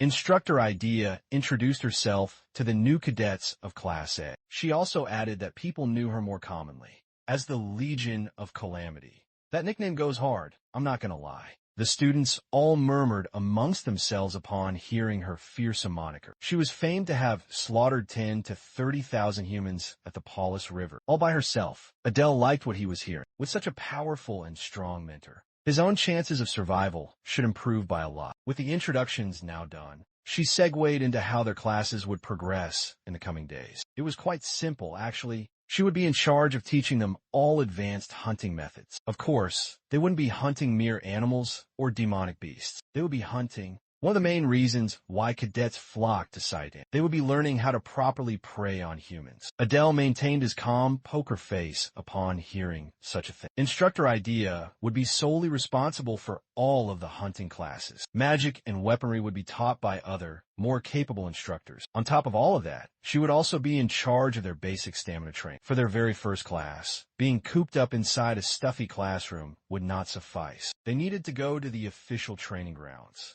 As soon as Adele laid his eyes upon the grounds, he was completely shocked by its immense size. It was maybe 4 or 5 times larger than a typical field. With everyone now assembled, Instructor Idea activated her powerful ability and summoned a swirling, ominous black hole, directing everyone to pay close attention to her actions. When the black hole had reached its critical mass, a vast spread of darkness descended upon them. The hole then transformed into a portal, and the sound of metal marching out bellowed from within. An entire army of human crusaders trailed out of the portal, their expressions completely and utterly blank. Seeing the strange looks on her cadets' faces, she assured them all that these were just mere illusions created by her magic. She had also created the Sword Saint that had tested their mettle. At the entrance exam, Adele could tell that someone who was capable of creating a clone, nearing 1/10 of the true Sword Saint's power, was not someone to be trifled with. This new instructor was a monster in her own right. While Saidan was quite formidable, he was pretty certain that the Royal Academy far exceeded it by a very decent margin. Instructor Idea gave the cadets of Class A a very simple task. They must pass the illusory humans and reach her. For starters, she scanned the entire field until her eyes landed on one particular trainee. She then called Adele up to give him the very first try. With a sly, cunning smile, she dared him to stab her in the throat, just like he had done with the Sword Saint's powerful clone, just when he thought he had escaped the prying eyes of Instructor Ares. It seemed like Instructor Idea was also extremely wary of him. Firstly, he asked if they wouldn't be having a normal, direct sparring match. She then expounded. The humans use their own leader as a source of mental fortitude. They are extremely susceptible to falling like dominoes. When their leader finally falls, a strong leader begets a strong army. She would now take on that very important role for this sparring session. Adele thought that it made perfect sense. A classic art of war stratagem. It chronicled the concept that an enemy could be defeated by simply capturing their chief. As he drew his ominous dagger, a confident, knowing smile appeared on his handsome face. Subduing a single leader in the middle of an army was way too easy. Instructor Idea jovially added that subduing her was simply impossible, so a simple tap of a hand or a weapon on her body would be sufficient for a passing grade. And so, she ordered her illusory human army to begin their assault. A second had barely even passed, and Adele had already positioned transfer to right behind the overconfident instructor. His deadly dagger could lop her head off if he truly wanted to. The confident smile was instantly erased from her face, as a thick, killing intent completely froze her in place. Adele playfully asked her if this was considered a passing grade. They had started off separated by a dozen or so meters, but this much distance was practically nothing to him now. All he had to do was use his position transfer twice to sneak up on her. He was steadily progressing, pushing the cap on his position transfer. Soon, he would be the perfect assassin, one who could bring down any enemy base with both ease and finesse. Instructor Idea then laughed aloud. She wasn't naive enough to leave her own body completely unguarded. Her entire body was protected by a powerful barrier. At least now, she understood why Ares was so adamant about watching out for this kid. She gave him a passing grade and told him to get back in line. As he walked back towards the pack, he wondered if what he had sensed from her was hostility or mere curiosity. Either way, it made him worry about his true identity being leaked. Instructor Idea then praised Cadet Adele and warned the rest of the class that those who failed would be receiving additional grueling classes. And so, Class A took their turns trying to break through the army of human clones. As was to be expected of demons, they had the basics of combat down pat. It also helped that they were fighting against the equivalent of normal humans who possessed no special powers. Still, all that everyone had accomplished thus far was taking down a few of the puppets that the powerful instructor wasn't even directly controlled. One by one, the cadets were all forced to surrender upon being completely overwhelmed by a sloppily assembled battalion formation. Having witnessed the epic fails of his classmates, attempted a brilliant new strategy, using elevation to soar over the wall of human puppets. But he was swiftly taken down by a volley of arrows from a squad of puppet archers. Our hero could only let out an awkward smirk at these absolutely pathetic displays. Moments like these just hammered home how completely overpowered his position transfer truly is. At this rate, he could definitely be aiming for the top spot in the entire class. Next on the chopping block was none other than the prickly Samuel. Adele was eager to see if this brat's overwhelmingly cocky attitude was actually backed up by his skill level. Upon taking his designated starting position, Samuel began to gather a terrifying amount of mana around his body. The sheer volume of concentrated energy continued to swell until the pressure in the very air became almost unbearable, befitting his arrogant nature. Samuel's mana coalesced into a swirling, violent tornado of pure and utter destructive power. The other cadets were nearly blown off their feet by the scathing wind. Adele could only watch in awe as Samuel annihilated the entire human battalion in one single devastating swoop. This was his first time witnessing magic of such an incredibly high level. This was Samuel's unique ability, gluttony, a monstrous vortex that could devour everything in its path. Adele reckoned that this kid might just take the top spot in the class for now, but when the dust finally settled, Instructor Idea emerged from the chaos completely unscathed. In fact, she looked quite disappointed with this entire batch. Adele had expected as much. There was no way a seasoned instructor would allow herself to be blown away by a mere first-year cadet. Samuel's attack had wiped the board clean aside from the leader. It was admittedly an impressive feat, enough to give even her a slight shock for a brief second. Unfortunately for him, he still failed. Like many before him, Samuel was completely taken aback, seemingly wanting to appeal the instructor's final decision. But Instructor Idea simply snapped her fingers and showed him exactly why such an elementary attack was useless against her. Behind her stood a whole new army of human puppets. Once more, she emphasized that as long as a leader is left alive, humans will always find replacements to endlessly fill their ranks, stretching all the way across the vast field. Adele estimated there were now at least 200,000 puppets standing behind the instructor.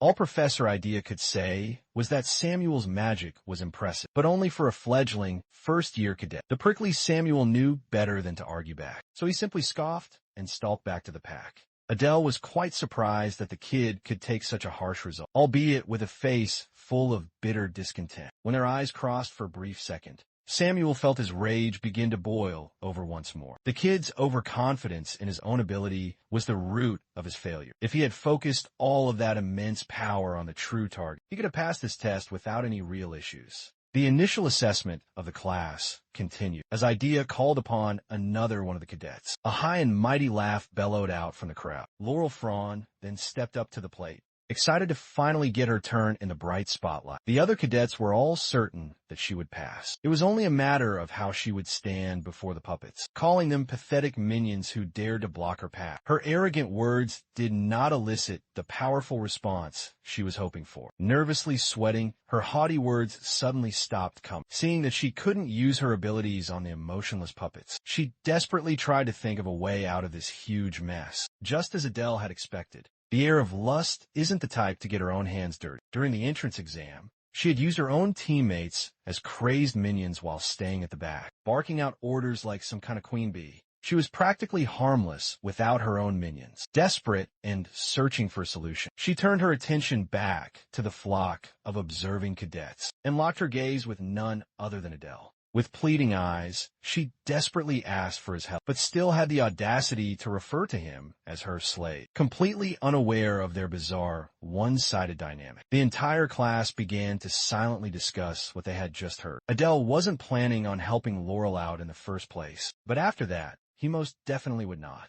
Tired of her pathetic crying, Instructor Idea ordered her army to charge forth. Laurel recoiled in terror at the sight of the puppets swarming her. They completely surrounded her and rained down a flurry of punches and kicks. Adele couldn't believe that she hadn't even bothered to learn how to cast defensive buffs on herself. Everyone just watched as the puppets beat her up for a concerningly long amount of time, all while she was pathetically begging for someone to help her. While everyone was focused on the beatdown, Adele's sharp attention was suddenly drawn elsewhere. He had just watched one of his classmates heal a wound completely. Healing magic is a divine power that only humans can typically use. Since that was the case, it was safe to assume that this pink-haired cutie must be a half-demon. 2. A healing talent is exceptionally rare, and a demon that can heal is practically non-existent. While he didn't remember this particular girl's name, he made a firm mental note to find a way to connect with her somehow. Just when he was about to approach her, Instructor Idea tasked him with helping the beaten cadet Fran back to the classroom. Now that the humiliating test was over, her timing couldn't have possibly been any worse. He would much rather try to get acquainted with the mysterious healer instead of babysitting this spoiled, useless brat. He knelt down and flicked the beaten and battered Laurel squarely on her forehead. Calling her useless, Adele poked her repeatedly to wake up and get up. The trashing she could probably live with, but being utterly humiliated in front of everyone made her feel much worse. At least now, when she calls him a slave, he could just clap back that she is pathetically weaker than one. Before the end of the class, Instructor Idea ordered everyone to gather and line up once more. She had had some high expectations, but the results today were disappointing, to say the very least. Still, today had been a good first lesson. It was important for these youngsters to experience an overwhelming defeat, to get a real sense of where they truly stood in the world. It was imperative that they saw where their flaws truly were and what crucial mistakes they were making. Finding out their own limits this early on was a big step forward. Knowing these things allowed them to better support one another in battle. Adele found it odd that Saidan used completely random class placements when human. Imperial schools usually split up their students based on their unique abilities. Instructor Idea then touched on the critical concept of synergy. Despite all of the failures here today, one single student had passed the grueling test, singling him out from among the crowd. Idea shot him a long, lingering glance, claiming that she would be paying very close attention to his progress. Adele awkwardly thanked her, while feeling the intense gazes of his classmates burning into his back. Finally, they were all dismissed and directed to return to the classroom for their very next class. If the instructors were all hostile, then so were his batchmates. Samuel, in particular, looked like he was about to pounce at any second. Adele was worried that, at this point, building up his own powerful faction might be next to impossible, with all of the meddling from those pesky kids from the 7 Deadly Sins. After hunting class, the rest of their lessons went on without a single hitch. Next up on their schedule was a class on theoretical education. In theory class, they learned about the long history of the demonic realm and the various cursory weaknesses of the humans. Adele listened diligently. Today, he learned that demons have practically the exact same body structure as humans. Getting hit in certain vital parts equated to the same level of pain. Next time, they would be having a quiz, So the instructor reminded them all to study hard. It was surprisingly and refreshingly normal. Nevertheless, Adele found going through school to be quite tedious, especially when he had already gone through all of this in his previous life. It was only the first day, but he was already feeling completely defeated, just like in his previous, mundane life. He had absolutely no friends to talk to after the classes had ended. Speaking of friends, there was this one girl he had been trying to get acquainted with, the pink-haired lady who possessed amazing healing powers, since the next class wouldn't begin for a few more precious minutes. Perhaps this was his perfect chance to finally talk to her, slowly walking up to her quiet desk. The two of them exchanged a quick glance. With a warm, disarming smile, Adele properly introduced himself. The girl simply stared at him in complete silence, while the rest of the class dropped whatever they were currently doing and paid their rapt attention to the two of them. Now that he was really thinking about it, Adele realized that when two half-demons did anything together, they were bound to draw a lot of attention from masses. The girl was visibly uncomfortable with all of this, so it would be best to save the rest of their conversation for next time. So he quickly extracted himself from the incredibly awkward situation. Heading towards the door, he just wanted to head to the restroom and feed some of his loneliness to his mana, or something. Suddenly, the door swung open, and Samuel walked right in. For the nth time today, the two of them locked eyes. Adele just wanted to get out of there.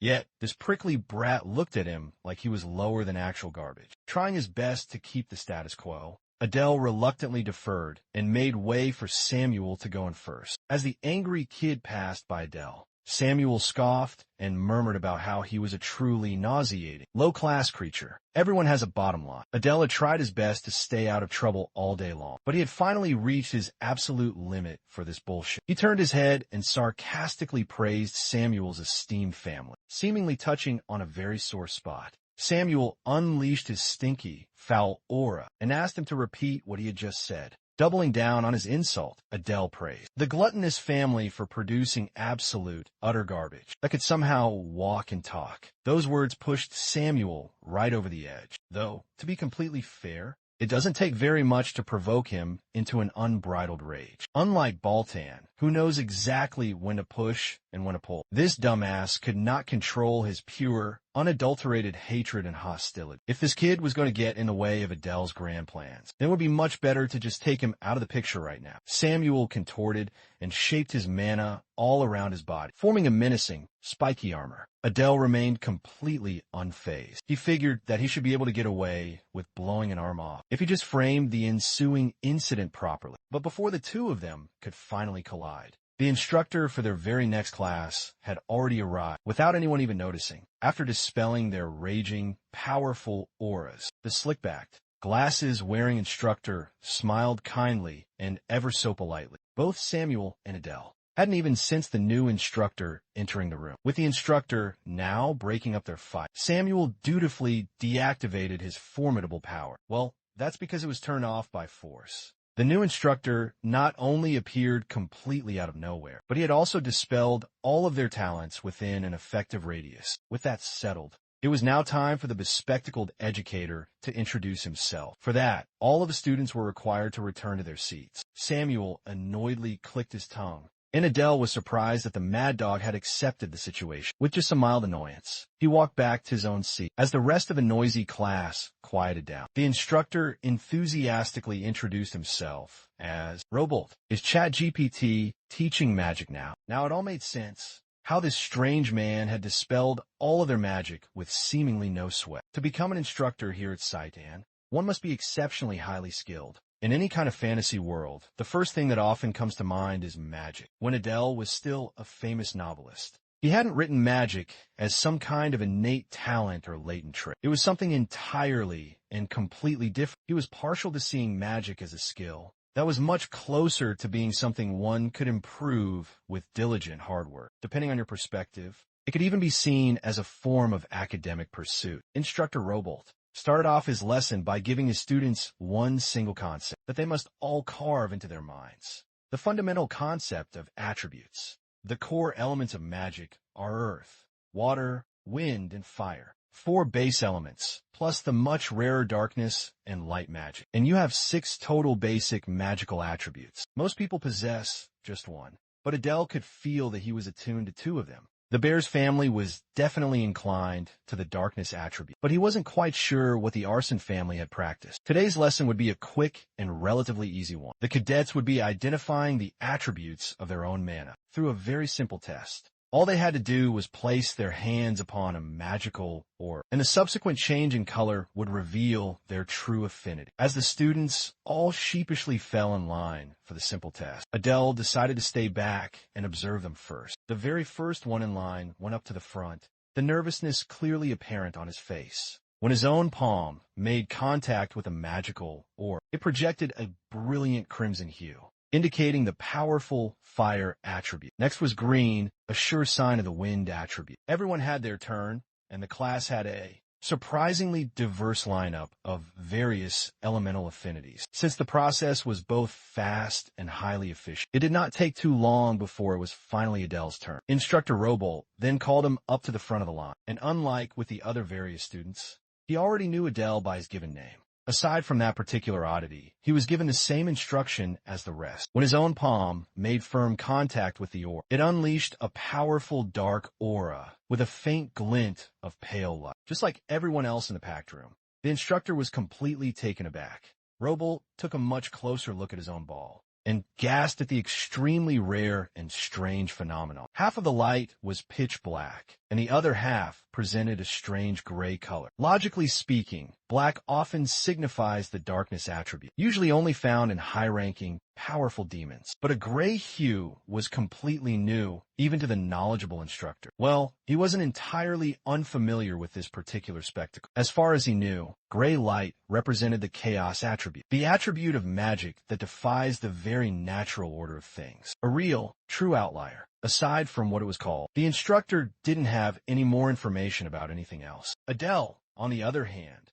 was completely and utterly oblivious. This was the very first time he had ever heard of such an attribute. He had never even written something like this in his original novel. For now, it would be best for him to focus on the powerful attribute of darkness. Messing with a type of magic that defied the natural order without more info could be absolutely disastrous. As the long lecture continued, he could not take his mind off of that strange gray light that the orb had produced. It seemed like he wasn't the only one who had been obsessing over this newfound mystery. The daughter of lust had been eyeing him intently since earlier, when Adele called her out for creeping up behind his back and staring way too hard. She was adorably flustered that her so-called stealth technique had been detected. She just wanted to come a little bit closer to ask about what he was thinking, pulling such a dangerous stunt earlier, before the instructor had arrived. Laurel Fraun warned him against provoking the likes of Samuel, who was essentially a ticking time bomb. Adele simply asserted that he wasn't the type to just stand idly by while he was being picked on,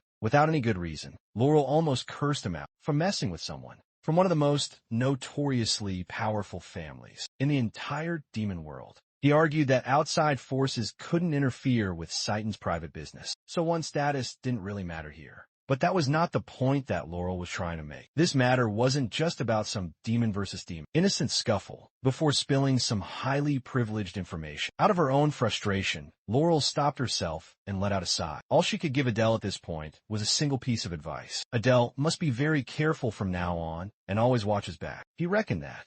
Laurel must have wanted to tip him off about the gluttony, family's notoriety for exacting brutal revenge upon all their enemies. Either way, with the last class of the very first day, he must focus up to close it out without any more major incidents. Come to think of it, the last instructor on today's docket was someone he had already met, slamming his powerful hand onto the desk. The swordsmanship instructor, Ares, intimidated the cadets into complete and utter submission. The hulking demon then insulted everyone in the room for being weaklings, who didn't even deserve to be sitting in his prestigious class. He was completely disgusted with the entrance exams turnout. Despite facing a measly 5% powered pup, all of the groups, except for the top 8, were utterly annihilated. Adele reckoned that Ares must be trying to provoke the entire class by hurting their precious pride. In this swordsmanship class, Instructor Ares aimed to make sure that these new cadets could at least take an opponent's arm, in case they were to die in a real battle. In order to do that, today's very first lesson was the importance of cardio. In other words, they would be running until they dropped. Aries believed that the foundation of true swordsmanship was pure and raw physical strength. Any fancy technique, when backed by solid endurance, could easily be magnified by 2 to 3 times in overall power. The allotted time for this final class was ticking away, and the cadets had already been running for 30 laps. With his watchful eyes, the instructor spotted 2 particular cadets, namely Laurel and Samuel, doing something completely unforgivable. They were using their own mana to run, without spending any of their stamina. For that, the 2 heirs of prestigious families would now be punished. For their punishment, they would be starting over this hellish run from the very beginning.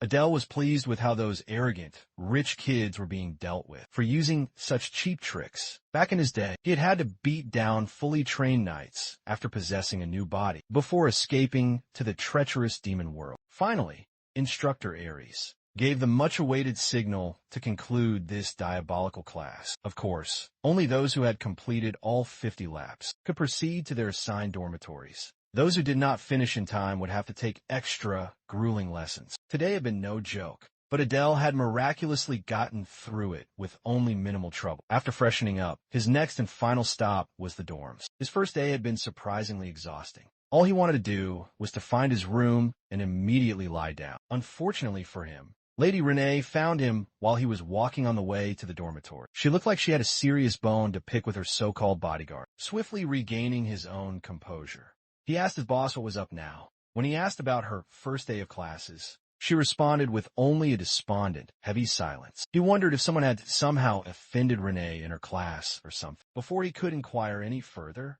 he needed to take this particular conversation away from any prying eyes, to avoid any more misunderstandings. Finally, the lady spoke and laid down her formal complaint. She was actually extremely upset that the instructors had not given her nearly enough proper training. So, she wanted him to join her for some cool-down exercises. Adele, who had just sweated his balls off out in the field a minute ago, was mortified at the very mention of even more extraneous activities. Unable to say no to her, she led him to the personal training ground for the cadets nearby, even though it was tough tagging along for some extra late-night training with a child of the infamous 7 deadly sins. It made sense. Getting stronger would greatly increase his chance of survival. They finally arrived at the facility, and it was surprisingly spacious and very well equipped. Almost every single machine was currently taken, and everyone inside was seriously working hard to improve their own physical strength. Of course, Lady Renee immediately went for the heavy-duty weights. Adele then volunteered to take a crack at the barbell first, confident that his years of working out back in his previous world would make this an easy task. He tried a simple deadlift. This dude looked like he was about to shit his own guts out, and he could not even make the thing budge in the slightest. Lady Renee frankly called him a weakling and sternly warned him to stop before he seriously got himself hurt.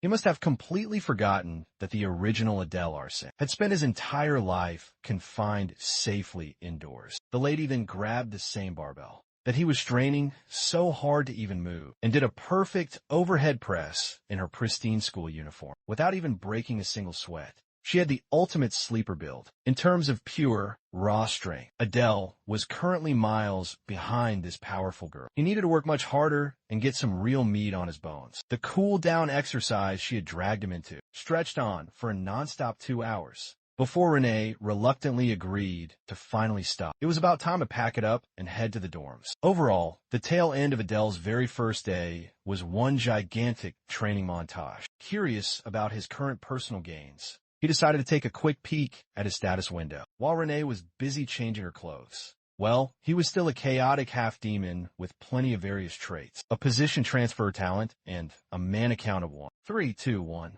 Even though he had been diligently practicing his mana manipulation every single night, it had only increased by a measly 24 points. It looked like he had entered the slowest possible growth phase. Maybe downing some powerful elixirs would help him. When Renee had finally finished changing, he was knocked away from his deep contemplation. After escorting her to her side of the massive dormitory building, he implored the young lady to get some much-needed rest. If Adele had stayed in that training facility for even a second longer, he would have completely collapsed. Following the directions he was given, he traversed the higher floors of the dormitory in search of his room. According to his letter of acceptance, he had been assigned to room 407.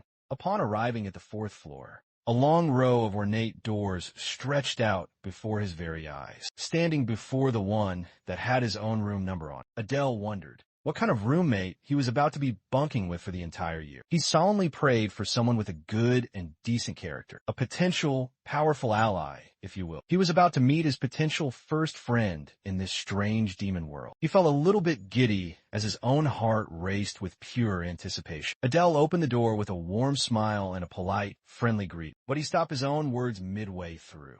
Sitting on the left side of the bed was none other than Samuel, the son of Varys, the very same bastard he was just beefing with, the single worst person for him to be paired up with. Both of them were completely stunned into utter surprise. They were clearly unaware that they would be put into the same damn room. When the initial brief surprise had finally worn off, the tensions in the room quickly rose as pure hostility filled the air. Miraculously, these two managed not to pounce on each other right on sight. They were in a similarly foul mood. Upon confirming that they would have to share a single room for an entire school year, the mortal enemies would occasionally glance up and size each other up, only to quickly turn away when their hostile eyes finally met. Of course, the racist little dipshit still referred to Adele as a filthy half-breed. Hearing those truly poisonous words, Adele sighed and abruptly stood up from his own bed. Samuel also quickly got into a fighting position, ready to duke it out at a moment's notice. Adele was not dumb enough to invite any trouble by actually fighting him. He just couldn't stand being in the same room as this arrogant prick, so he was going to go out for a little bit.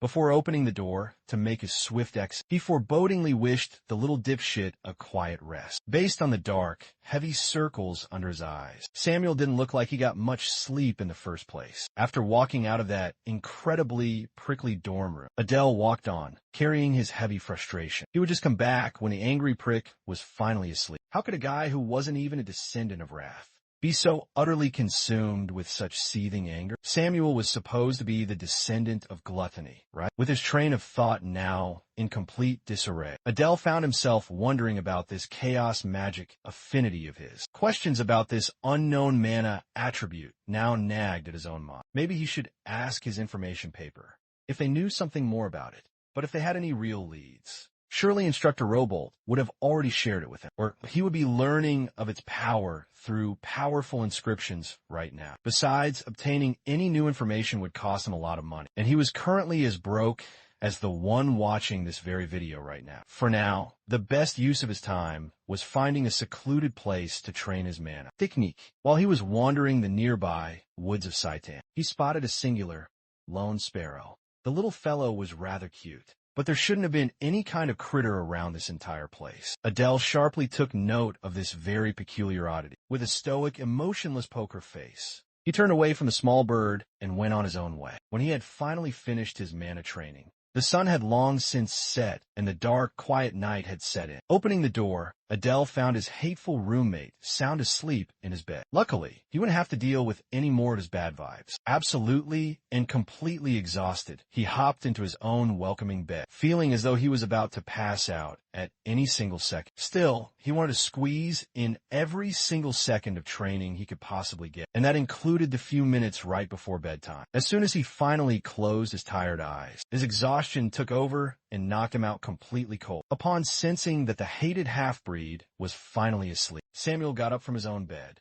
and hovered over Adele with a truly malicious gaze. Samuel just stood there, menacingly. He had just walked over to watch his new roommate quietly sleep, all while talking trash about his handsome good looks. You know, normal stuff. What the spoiled brat could not accept was the blatant insult to his family name. He recognized that he had actually been in the wrong, but Samuel wouldn't be caught dead actually apologized. First, he sighed and then turned around. Sharing a room with this punk was just adding to his already full plate. Still, he couldn't seem to forget the impressive performance Adele had put on during class. Earlier, when he had seen that swift and incredibly decisive technique, Samuel's own heart had throbbed painfully. He had felt a painful sensation that he had experienced just once before, recalling the powerful image of the half-breed, instantly finding the instructor's vital point. In the mere blink of an eye, it made Samuel shiver uncontrollably. He could feel the familiar call of hunger kicking in. His gluttony was running wild once again, causing him agonizing starvation at a moment's notice. It felt as if his very insides were drying up to an unbearable degree. At that very moment, Adele tossed and turned to face face his new roommate, grimacing while he was off in some distant dreamland, on top of his own uncontrollable, gnawing hunger. Samuel had to keep looking at this fox-eyed asshole every single day. Fortunately, the night passed by without much more fuss. When a morning finally came, Adele got up from his bed with renewed energy. He looked out a nearby window to get some sun, but instead saw something much more fascinating. The very same bird he had spotted yesterday was now perched on a tree branch, right near his room, for a place that was so strictly sensitive about any foreign intrusion. Sidin sure sucked at hiding its own invasive intent. This basically confirmed that someone was trying to keep a close eye on it. On this very campus, Adele would put his bet on Instructor Aries. That guy was relentlessly onto him. After slyly scanning the little fella's weak mana, he confirmed that it was, in fact, a definite living being, something that could be tamed through various different methods, like food. Speaking of food, that little brat, Samuel, must have already gone out to have his breakfast. The dude hadn't even fixed his own bed. At that moment, Adele realized his own big mistake. He did not know where the hell the dining hall was located. The allotted time for the first meal of the day quickly passed. Ultimately ended up missing breakfast, as he had aimlessly wandered the sprawling campus in a futile search for food. This was a truly grim beginning for his second day of classes. With a solemn, grave expression, the instructor began today's session with a monumental announcement. For their homeroom, the class was required to select a representative. It was only their second day, and the class barely knew one another. Naturally, some of the students had some serious questions about how they would choose someone for such a crucial role. Initially, Instructor Idea had planned on a simple democratic vote, but she had just changed her mind entirely on a sudden whim. Instead of putting the decision to a formal vote, she would be personally appointed before she could even utter a single name. A certain bold young lady was already preparing her acceptance speech. Laurel Fran could not stand by idly for a moment longer. She shot up from her seat and praised the instructor's impeccable decision-making. In the original novel, the instructor indeed chose Fran to represent this particular class. Since Samuel's toxic personality made him ill-suited for any kind of leadership role, Laurel, on the other hand, possessed a massively inflated ego. As the representative, she would demand that everyone treat and refer to her as the queen. She might not have been the sharpest tool in the shed, but she was arguably the best choice for the important job. She certainly had the charisma of a true leader and the best support skills, while she was busy claiming a role that was not yet hers. Some of the other students were hoping that the surprisingly competent Adele would instead become their new representative, until they all recalled that he was a tainted half-breed. Perhaps his performance had been a little bit too good. Still, he was incredibly flattered to hear his own name come up for something so important. Waving away these useless thoughts, Adele quietly approved of Laurel Fran's seemingly inevitable appointment. Instructor Idea held her tongue, as the vivacious lady urged her to just say her name and make this prestigious nomination completely official. With a heavy sigh, Idea blatantly shot Fran's overconfidence down by asserting that she was absolutely not going to be the class rep, not used to being rejected and passed over in her entire life. Fran could not make any sense of what she was just hearing. Without mincing a single word, Instructor Idea announced that the class representative she had chosen was none other than Adele Pixie. There was no one more utterly surprised than the man himself. This was a completely absurd progression of events. There had to be some sort of hidden agenda at play here. No one in their right mind would ever approve of a half-demon representing the entire class. Instructor Idea then expressed her high expectations for the young man, hoping that he would lead everyone here to resounding success. After dropping that absolute bombshell of an announcement, she scurried off to another class that she had to oversee. Samuel was visibly and utterly frustrated. The dude he had been wanting to tear to shreds just kept on moving up in the unforgiving world. The classes would now heavily focus on practical, hands-on training to prepare them all for the midterms. Until the end of the day, they must now all group themselves into teams of 3. Adele dug deep into his memory and recalled what midterms and practicals truly entailed in a place like Saitan. It was more than likely that they would all be tested on their ability to actually kill live humans. After all, that was the entire point of all the combat training they were undergoing. Here, killing was imperative. before promptly concluding today's incredibly brief homeroom class. Instructor Idea turned to Cadet Fran with a venomous smile on her face. She coldly warned the young woman to never talk so casually to her ever again, unless she wanted some very special private lessons. Idea recognized that keeping Fran's massive ego in check was practically a mandatory requirement. The task of submitting the final team list by the end of the day naturally fell into the new class representative's hands. Setting the looming list aside, no one had any idea what the upcoming practical exam even was. Maybe they would be fighting against Idea's magical dolls again. If that were the case, however, there would be absolutely no need to form teams. In the novel's original timeline, it was still too early for the human world's terror incident anyway. What mattered most right now was creating a proper and functional team. While he already had one person he badly wanted to pull into his own fold. In the faculty building,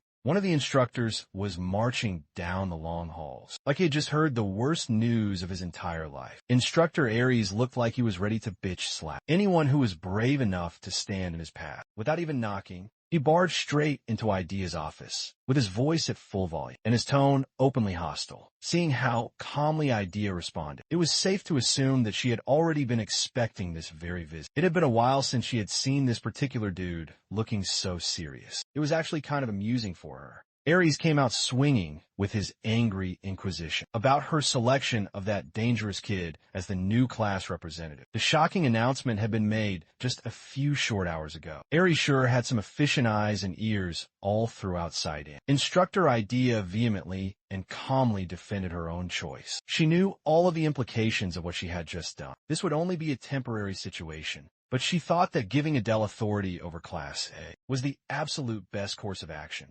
Instructor Aries refused to hear any of her outlandish reasons. He wanted that class representative selection to be immediately overturned, and someone else to be appointed immediately, or else. But even with that veiled threat, Instructor Idea stood her ground without budging on her decision. She simply and flatly rejected Aries' harsh demand, like a real one. Aries clutched his head in pure frustration. He could make empty threats all he wanted, but he really couldn't act on them against a fellow, esteemed instructor. The thing was, Idea actually liked that particular kid. He possessed top-tier, invaluable skills, and he wasn't an arrogant brat like those 7 deadly Sin's descendants. Furthermore, he was backed by the powerful Bears family. Still, Aries firmly trusted his gut that the boys simply couldn't be trusted. After all, there was nothing more dangerous than a blind, unsheathed blade. Instructor Ida sighed and walked away from the heated argument. She would handle everything, so Aries had better stay out of her way.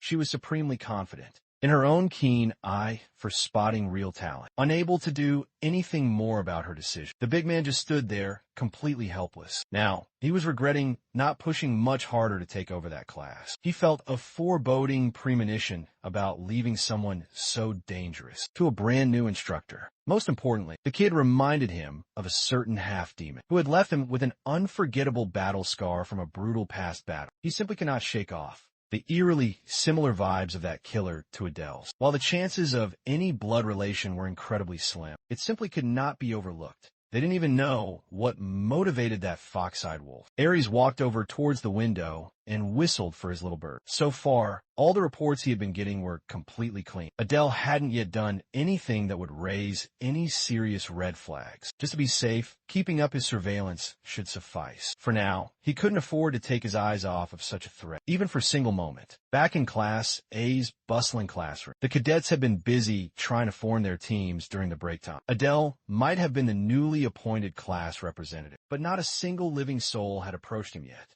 He was worried that he might just look too shady or something. Hell, even that asshole Samuel was getting numerous offers to team up. He didn't really mind who he ended up grouping with, as long as they weren't just a bunch of deadweight. Seeing him so easily get folded had annoyed Adele to high heavens. Since the offers were not exactly flooding in, it was about time for him to make the effort and approach someone himself. As was to be expected, no one was approaching the other half-demons just like him. That mysterious healer girl was also being completely ignored, so his very first target for recruitment would be a fellow half-breed. Unfortunately, the girl seemed to see him as some kind of sinister being who was up to no good. Seeing him walking menacingly towards her nearly gave the poor young lady a full-blown heart attack. She was so tense that she let out a tiny little hiccup. It was really all Adele's fault. He was trying to scan her mana, and that must have startled her. Her mana pool was surprisingly deep, and her healing was invaluable. She would be the perfect support for his team. Putting on the most disarming smile he could possibly muster, Adele then reintroduced himself.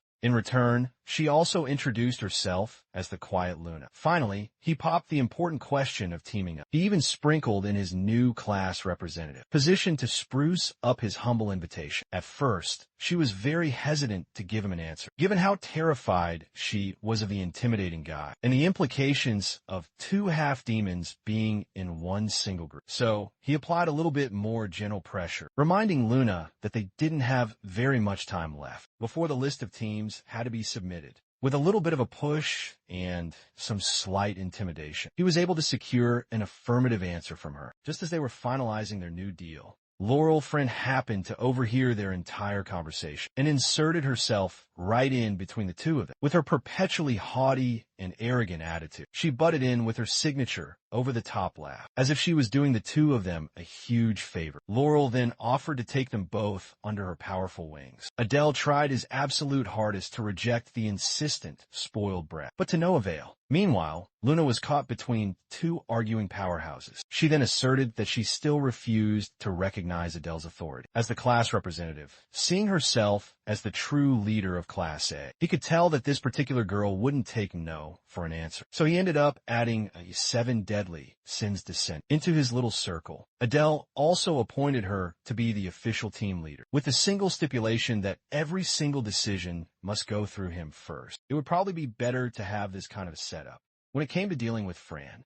This way, he could easily stroke her massive pride, while also making good use of her and her prestigious name. To some extent, a whole entire week quietly passed by without much more trouble. At this point, Adele recognized that he had hit a severe bottleneck in his mana train. For the entire week, he had only increased his mana pool by a single point. He now seriously needed some external help from a powerful elixir. In addition, he still couldn't find any relevant information on the Chaos attribute at all. His best bet was on this week's upcoming magic class. On top of all of that, Crete's little worm poison was becoming unstable. He would probably have to always keep the little critter on him from now on. At the very least, his prick of a roommate wasn't causing him any more grief, so that was a small relief. Even so, he couldn't help but feel like things would be greatly improving from now on. Today, Instructor Idea entered the classroom with an enthusiastic greeting to her many cadets. She looked excited, so something good must have just happened. She then announced that today's class would be a little bit special. Class A was going to be having a field training session. It was their very first field class, and it would be held outside of Site A. They would be heading to a location known as Oregon. Bro, they're actually going to the United States. Well, in this particular world, Oregon is the prison that houses the humans who had failed to return to their own territory during the Human-Demon War. In other words, Oregon was a massive prisoner of war camp. To make their journey a lot faster, they would be taking the special dimensional train. The completely clueless students who had heard that they were going outside the boundaries of the school were all giddy with pure excitement. They were all so focused on just going outdoors. But if they only knew what kind of place Oregon really was, they wouldn't be smiling and chatting so ardently with one another. This was Adele's first real chance to venture outside of the school property, and he had really lucked out. Aside from just mere training, there were more ways for him to get much stronger. Soon, the main characters of the story would discover a special opportunity. In that godforsaken prison, Adele possessed the knowledge, and he knew how to get to that pivotal encounter before anyone else. The only problem was seizing that thing without attracting any suspicion and avoiding all of the prying eyes that were around it. The Oregon guards were no joke either. His train of thought was interrupted by the ever-cheery Fran. He must have looked a little bit too stiff, so Adele just laughed it off as mere nervousness for his first field class. Fran assured him that there was absolutely no need to worry. With such a capable and powerful team leader by his side, Adele was kind of looking forward to seeing all of that false confidence and energy sapped out of her once they finally got to Oregon. Still, the girl's positive attitude had cheered him up a little bit. With this rare opportunity now looming on the near horizon, Adele was eager to get his hands on some much-needed power-ups. The Dimensional Train's announcer promptly notified all the passengers of their imminent arrival in order. It was now time to disembark. Instructor Idea then led the way as the cadets looked up at a truly sinister building. Exuding pure misery. While the kids were now all dead silent, their instructor looked completely right at home. On the way to the main entrance, they had to walk by a few large metal cages, housing the bones of numerous previous prisoners. As was to be expected, the atmosphere was incredibly intense. The cadets who had been expecting some leisurely place for their field training were now all shaking in their very boots. To ease their tension up a little, Instructor Idea explained that there wouldn't be any combat test today. She said it as if something awful wasn't obviously about to happen. That woman had a truly twisted sense of humor. The guards of Oregon welcomed the Saitan cadets with complete and utter indifference. According to Adele's own estimation, these imposing guards must be as strong as the other instructors. Based on the immense pressure coming from all of them, with their verification now done, they were all invited to follow along closely behind them. The walls of the long hallways were all inlaid with burning torches. It looked completely medieval up in this horrible camp. Every single stereotype you could possibly think of was present. When they walked a little bit deeper into the facilities, the desperate cries of humans begging for help and mercy became audible. Even a usually upbeat Fran was completely skeeved out. As they all continued walking, an odd, foul stench began to fill the air. Adele was inwardly laughing at all of the cadets, who didn't know what they were about to truly experience. As was to be expected, that prick, Samuel, didn't seem to be affected or even remotely bothered at all. He was a weird one, that particular guy. Upon descending down some dark stone stairs, Instructor Idea signaled for them all to stop. Suddenly, the ceiling above them opened, and they were all welcomed to today's true training grounds. They were about to see the true, horrifying face of Oregon. But it was not pretty. With the moonlight pouring in from the open ceiling, the cadets were finally able to see the miserable prisoners, caged inside their cells. For a human, this place could be the closest possible thing to hell on earth. As everybody could probably tell by now, this place held the humans who had dared to attack the demon realm. They were all labeled as brutal war criminals who had innocent demon blood on their hands. Some of the worst of them had even murdered pregnant women and small children. Since everyone looked so curious about the subject of today's special training, Instructor Idea tasked one of the guards with bringing in a fresh test subject, with a malnourished and completely defenseless prisoner kneeling before her. Idea stimulated her powerful magic. The threads of her power extended and tightly wrapped around the poor guy. With a truly sadistic look in her cruel eyes, Idea conjured a swirling ball of pure misery made with her own magic and forced open the helpless prisoner's mouth. What happened next made the cadets' stomachs turn with its sheer brutality. That wasn't the case for Samuel, though. He truly liked that gory shit. The prisoner was forced to swallow Idea's ominous ball, and his head immediately and grotesquely twisted, and then shifted into something unimaginably grotesque. After a few seconds of truly unbearable agony, the prisoner's noggin exploded into bits and pieces of meat, blood, and gray brain matter. Instructor Idea had just demonstrated the extremely simple premise of this particular field test. The cadets must now all kill one human, however they please. Any method was to be allowed. Those who had weaker stomachs couldn't even bear to look at the gruesome aftermath of their instructor's incredibly bloody demonstration. Adele, on the other hand, felt absolutely nothing at all. His psyche must have now become completely one with the original demon, who had possessed this very body before him. His goal would not change, no matter how dirty his hands had to become. He would survive until the very end and fix this wretched world's terrible end, whilst also fulfilling the original Adele's dying wish, to test her newly appointed and mysterious class representative. Idea then called up Adele to take a crack at the task at hand. Without saying a single word, he walked up to the nearest cell and opened the iron gate to take his pick. Chained up tightly against a wall was yet another underfed prisoner of war, knowing exactly what was about to happen. The poor sap looked at Adele's drawn dagger with absolute terror. With a completely emotionless tone, the young man extended a simple courtesy to hear the man's final words. Should he want to leave any behind? With pure vitriol and utter hate, The man screeched that his one and only regret in life was that he could not kill even more of the demon bugs. He warned that humanity would one day wipe out every last demon in existence. Hearing the hateful ramblings of a crazed madman fueled Adele's swift and incredibly clean blade swing. Knowing that he was killing such a worthless piece of work felt oddly satisfying. When he walked out of the dark cell, Instructor Idea was clapping her hands for his impeccable performance. The instructor and the class representative had now both had their turn. Now, it was up to everyone else to enter their chosen cells and let fresh human blood stain the cold stone floors. As for the other half-demons in the class, they had to step aside with the instructor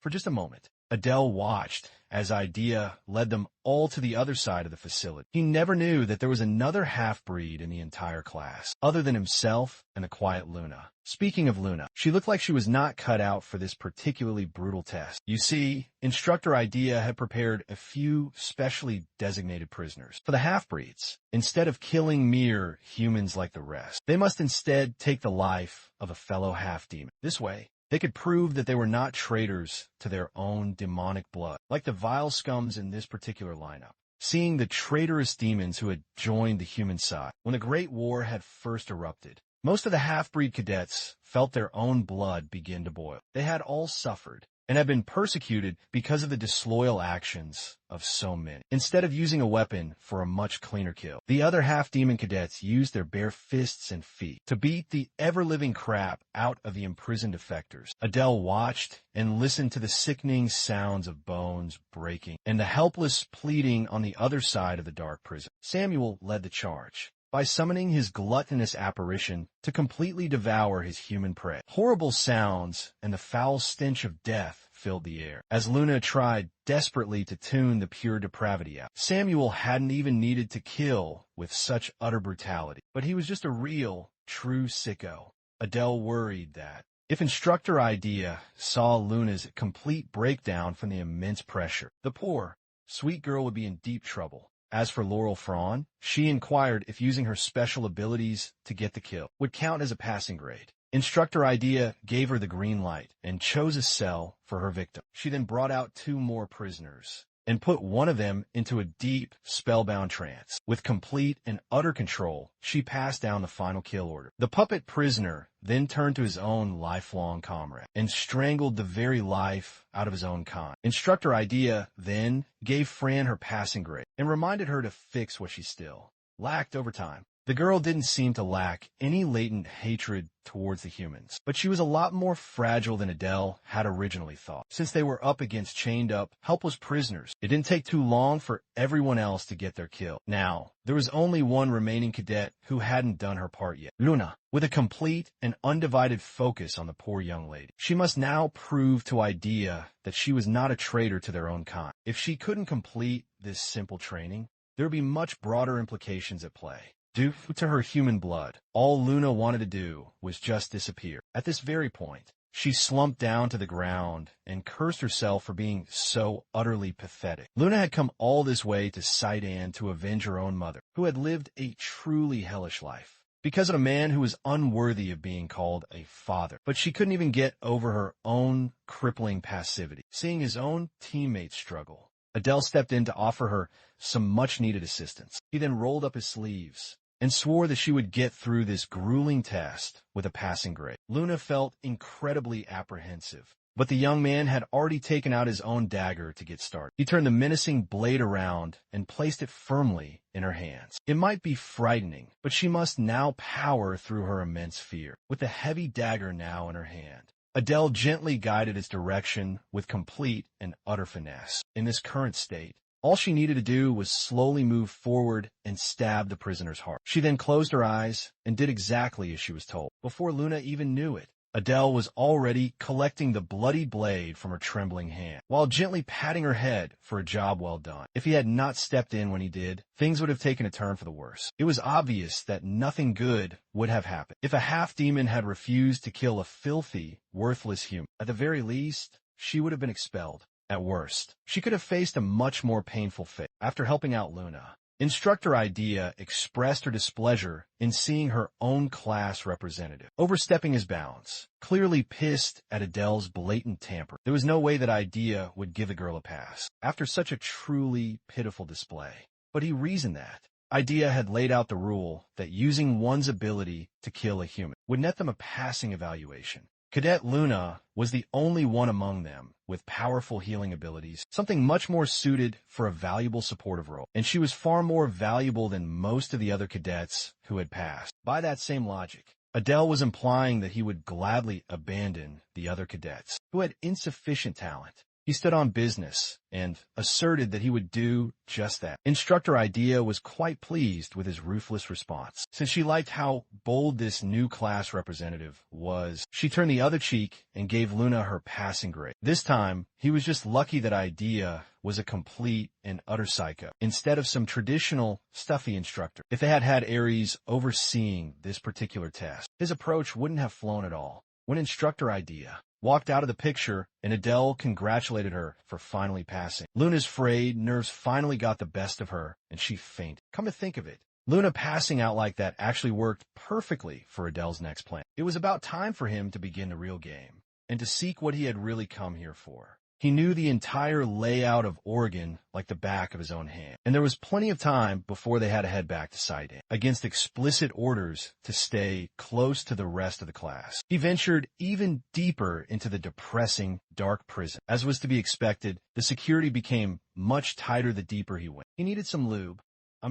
A miracle to descend into the underground levels. Deeming it to be worth the try, he enveloped his whole body with pure darkness. With his recent improvements in mana control, he was able to successfully pull it off, with his entire body now hidden in darkness. Infiltrating the secret underground passage of the prison should be barely probable. Moving as carefully as he possibly could, Adele tiptoed around the patrolling guard's blind spots. Upon drawing a little bit too close, he had to quickly step back and hide. Upon feeling the sudden hostility, Adele's heart skipped a beat. He could not afford to be discovered right now.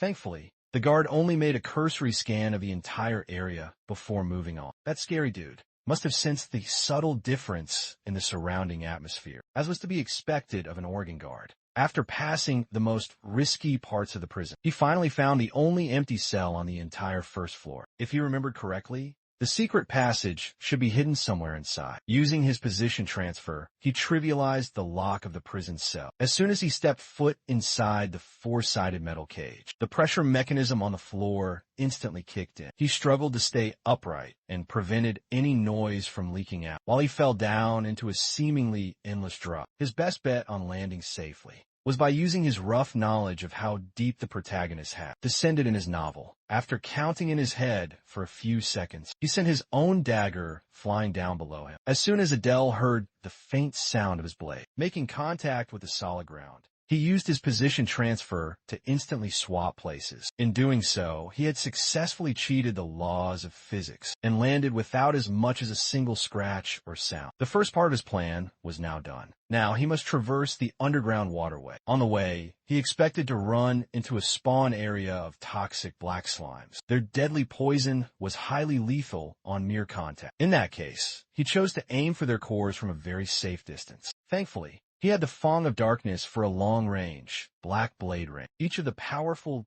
dark mana blades stabbed into the slime cores with perfect pinpoint precision. The black slimes were both troublesome and incredibly lethal, but they weren't really a very big deal when you exploited their one glaring weakness. After finally reaching the edge of the underground waterway, he must now go deeper under the pungent black goo. Without a moment's hesitation, he jumped right into the murky goo, hoping not to run out of breath.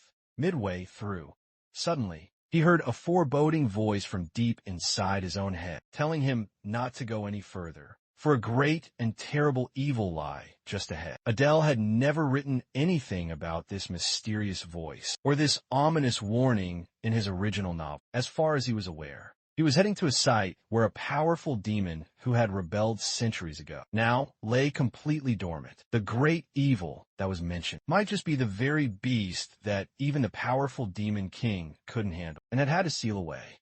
Either way, he was already too deep to turn back now. He would just have to see what was in store for him beyond the light. After what seemed like a veritable forever under the thick black goo, he frantically swam up to the surface of a hidden, secret chamber. In front of him were the skeletal remains of a chained-up prisoner who had rotted away down to the very bone. Scanning the morbid, old thing, Adele recognized that the opportunity he sought was probably hidden deep inside the decayed heart of that very skeleton. Giddy from the exciting treasure that now laid in front of him, Adele motioned forward to grab the rotten, old heart, only to be stopped dead in his tracks. When he had gotten close enough, the decayed heart began to glow with a bright crimson and vigorous hue. The brilliant light from that ancient heart seemingly pumped new life back into what little remained of the sealed prisoner. Adele was not expecting any of this sheer absurdity to actually happen. With new, powerful life now pumping into the ancient skeleton, its eyes suddenly lit up with a brilliant golden fire. A crucifix-like insignia then manifested behind a wasted prisoner. It had an uncanny, eerie resemblance to the emblem of the arson family, the very one that was tattooed on Adele's own neck. That meant the fabled traitor of the entire demon realm was connected to his family. After all, defying all forms of logic, the reanimated skeleton then talked with a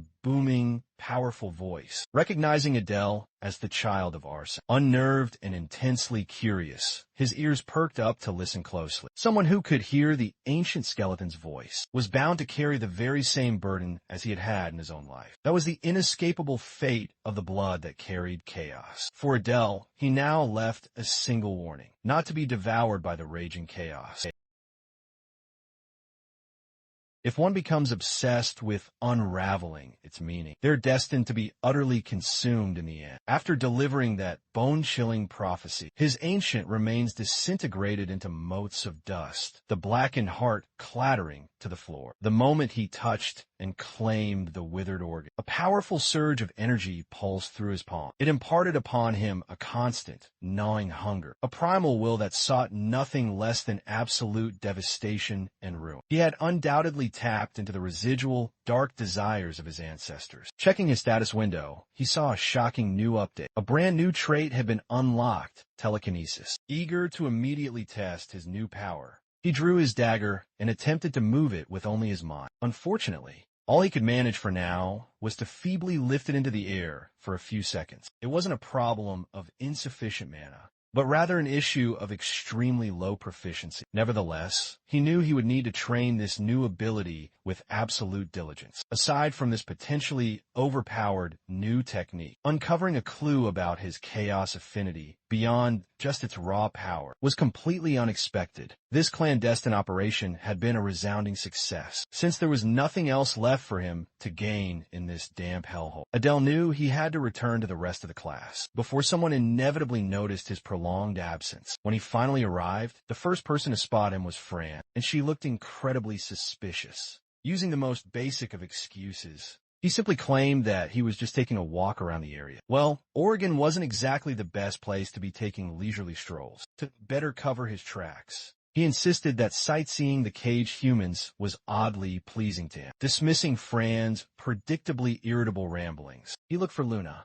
Fortunately, she seemed to be doing a lot better than the last time he saw her. He joked that she had slept so soundly that someone could have carried her off without anyone even noticing. Ignoring his terrible joke, Luna sincerely thanked Adele for helping her during the field test. She would have undoubtedly failed the test if it wasn't for him. That meant the girl was now deeply indebted to him. He would most certainly be cashing in that debt in the near future. Finally, Instructor Idea called her cadets to all gather up. Thankfully, there had been no dropouts during today's field exercise. She also noticed the profound change that a lot of the cadets had undergone. After getting their own hands dirty for the first time, they all still needed a lot of refinement. But today, there had been a massive improvement. It had been a short stay that felt incredibly long. Now it was finally time to leave this godforsaken place and return to Side Inn. Another quiet week soon passed. Since they had all returned from that unforgettable trip, not much had really changed. Adele noticed that the other half-demons had overcome some of their fears through the traumatic experience of killing their own kind. Meanwhile, every single second of Adele's downtime had been dedicated to diligently training up his telekinesis. And all the while, the professors kept hinting at the upcoming midterm exam. In the original novel,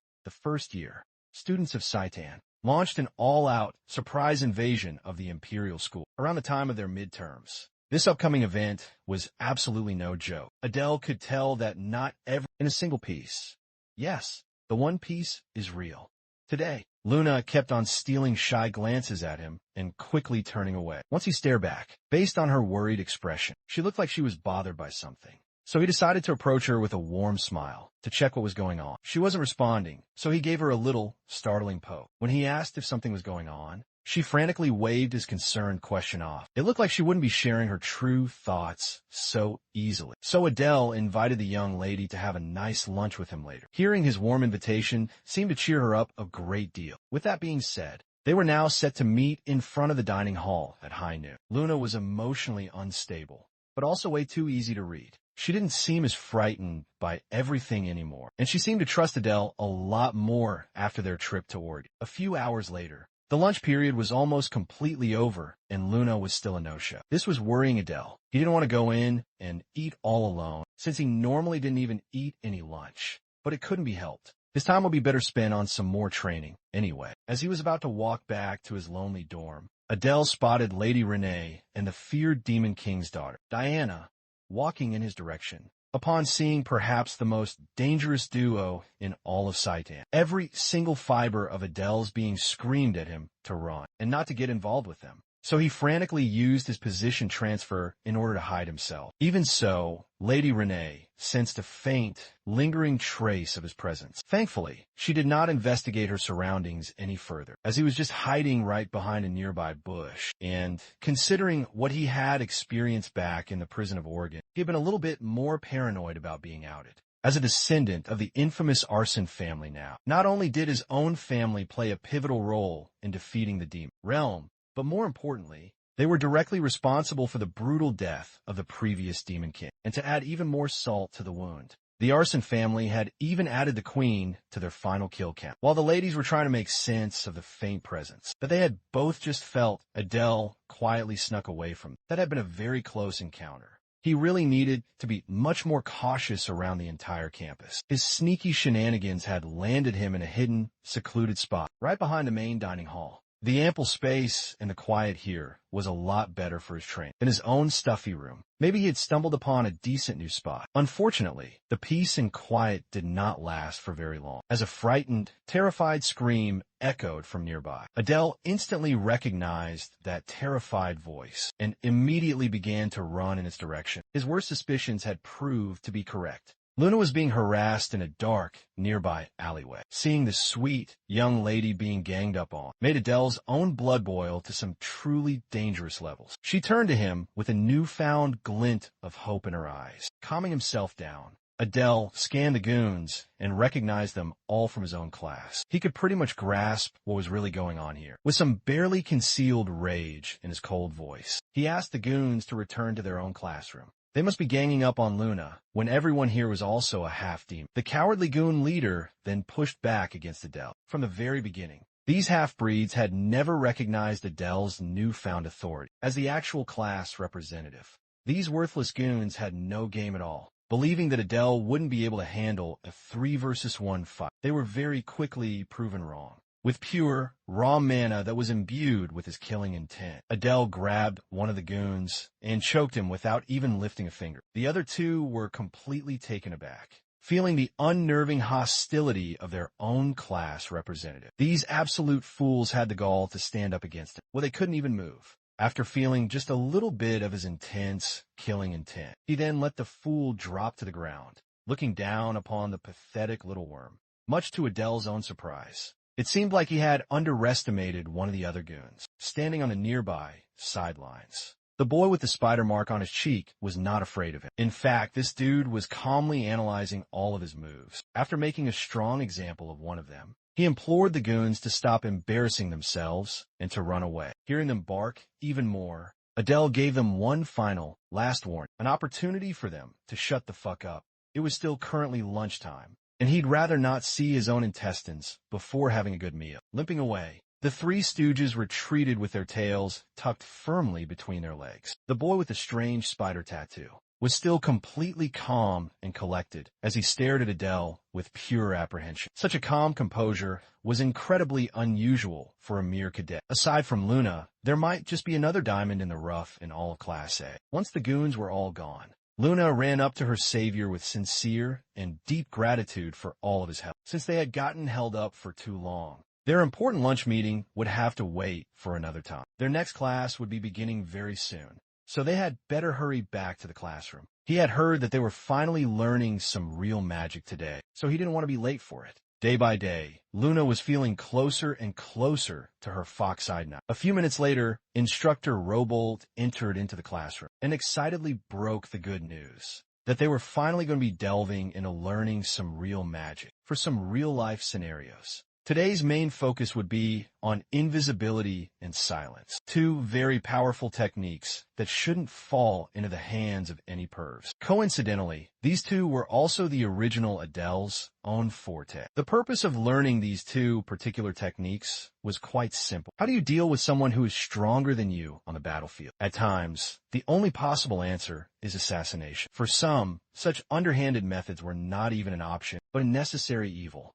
Right now, no cadet in all of Class A could possibly defeat a human hero in a head-on fight. To get started, Robolt first demonstrated the invisibility magic. He carefully explained how to heat their powerful demon tattoos, slowly, as they circulated and released their mana ever so gradually. Even with a low mana purity level, one must always try to spread the cover thinly and evenly across their whole entire body. Failing to do so would result in absolute failure. After flawlessly executing every single step of the complex process, the instructor seemingly vanished without a single trace. That must have been why no one had even noticed him. When Robolt had walked in during his earlier fight with Samuel, reappearing in the exact same spot he had vanished from, the instructor tasked the cadets with first wrapping mana around their own bodies. They must all close their eyes and devote all of their focus to the difficult and precise handling of their mana. This crucial step would take a lot of time, so patience was required. Even if they had accidentally succeeded in their first few tries, the caster should still be able to see their very own body. Every single one of the cadets tried their absolute hardest to devote all of their brain power and mana control to the difficult task at hand. Robolt estimated that it would likely take more than just a day for even one of these brats to stumble into some small semblance of success. One of the main standouts was Laurel Fraun.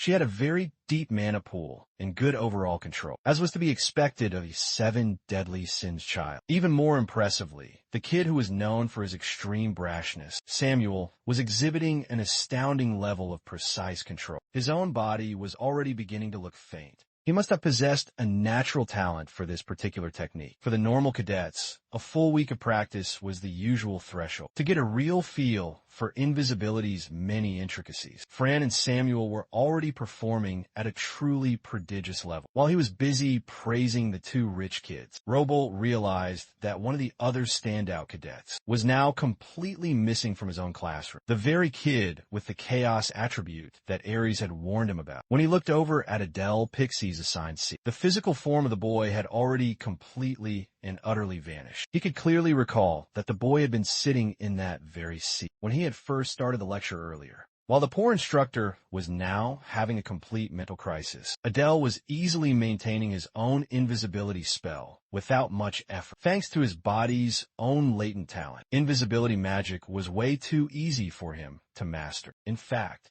he was already trying to come up with new ways to incorporate his chaos attribute into it. The invisibility and assassination skills they had broached today simply wouldn't cut it against those who were truly strong. He needed a much more potent way of killing. As he was heading back to his own dorm, Adele was stopped by Instructor Robolt in the long hallway. The instructor just wanted to know if he had ever practiced any magic before. He was admitted into Saidan, seeing no real harm in it. He admitted that he was a first-time magic practitioner, but had always been able to use all of his inherent talents, seeing that he had a generational talent on his hands. Instructor Robolt invited Adele to visit his personal lab from time to time. Bro was the LeBron James of invisibility. He praised the young man for his exceptional potential for magic and the untapped possibilities of his rare and mysterious chaos attribute. He was practically flowing with untold research value. Adele may have been supremely talented in the art of assassination, but it would not hurt for him to look into other avenues. Since he had something else already lined up for today, he promised to come by Robolt's lab some other time soon. It would help his campus life a decent bit if he kept up the clever act of being a true magic genius, sitting alone on his dorm bed.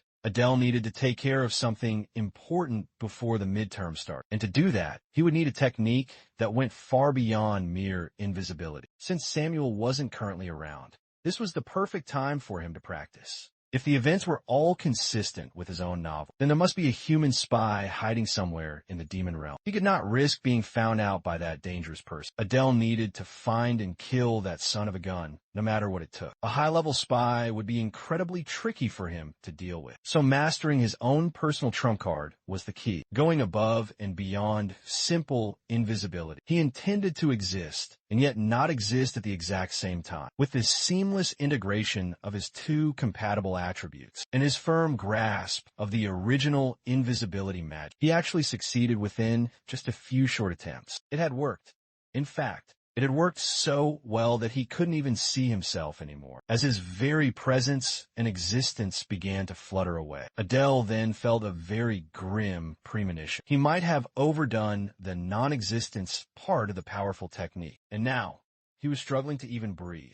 His own body felt incredibly strange, and his powerful instincts were telling him to dispel the dangerous magic. When he tried dispersing the powerful mana away, he found that he could not force its deactivation. He needed to do it right now, or he would actually vanish out of existence for good. Focusing every last bit of his being into wrestling his mana back under his control, he managed to dispel the modified invisibility after much intense struggle. In that state, his sense of time and all of his senses had become blurry. It was a truly horrifying feeling to be so out of control. On top of that, his mana had been severely and dangerously depleted, making it a real struggle to put a stop to his own self-erasure. If he hadn't clutched up at the last second, he would have been lost to complete and utter eternal nothingness. This terrifying experience made him finally understand why his ancestor had warned him about being devoured by the awesome power of chaos. Still, he couldn't just give up on such a promising new trump card, an entirely new and unknown technique that combined a well-known spell with a mysterious attribute of chaos would be a truly lethal weapon in his skilled hands. It shall now be called absolute invisibility. Completely out of nowhere, while he was still panting in utter exhaustion, his dickwad of a roommate barged in and kicked him with his full force. Samuel was yelling at him quite fervently, but he could not understand a single word that he was saying. Come to think of it, he couldn't even hear his own voice either. The absolute worst-case scenario wriggled its way into his panicked mind. Could it be that he had lost his hearing? After things had finally settled down in their dorm room, and his hearing had mercifully come back, Adele chose to stick with training his new, dangerous tech in the quiet outskirts of Saitan. This time, he had much better control over his absolute invisibility. Thankfully, the rebound did not cause him to lose his hearing this time around. Instead, it caused him to completely lose his eyesight. Now, he was certain that using his absolute invisibility came at the terrible cost of losing one or two of his precious senses. He had been repeatedly testing and tweaking his new spell for a whole week now. He had now experienced losing his hearing, his taste, his touch, and now his very vision. Fortunately, the horrible drawback only lasted for about 2 hours each time. The bad thing was he couldn't pick or tell which of his senses would be lost in advance. As he was right now, the powerful technique could only be safely used for about 3 seconds. In other words, it was practically useless. A high-risk and low-reward technique was good for absolutely nothing. Perhaps he could finally unseal the technique if he could guarantee a kill. Aside from practicing his absolute invisibility, he had also tried combining his chaos attribute with his other traits, but to no avail. The most straightforward way for him to get stronger right now was through his swordsmanship and basic mana training, without his precious vision. He was now stuck in the woods for 2 long hours with no sense of sight. Since he had made a habit of coming out here early in the morning, he shouldn't be late for his class later today.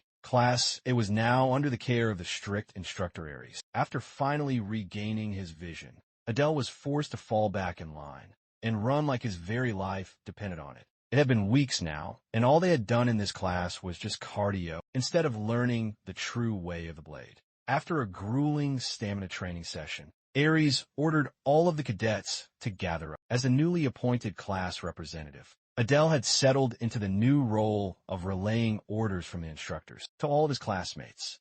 Of course, this always rubbed the big muscle head the wrong way. He was still incredibly bitter that Adele was appointed to such a crucial role. After clearing his powerful throat, Instructor Ares announced that they would start reducing their physical training time to begin incorporating some proper swordsmanship lessons. Adele wasn't the only cadet who was pleased to hear that all the running would now be cut down. Today's swordsmanship lesson would start with a simple demonstration. Upon drawing his mighty blade, Instructor Ares beckoned for the class representative to step forward. Adele had no other choice but to capitulate. Ares rudely asked him if he was yet able to channel mana into his sword. He truthfully answered that he could, in fact, do just that. Ares then sternly asked him to go all out with his own mana sword and to try and launch an attack against him. As a handicap, the powerful instructor would not be using any of his mana, just his pure raw strength. Knowing this vindictive bastard, he must have been trying to set a scene that would utterly humiliate Adele. Before going on the offensive, he confirmed that Ares would only be using his powerful sword. With that single stipulation now established, Adele drew his own trusty dagger.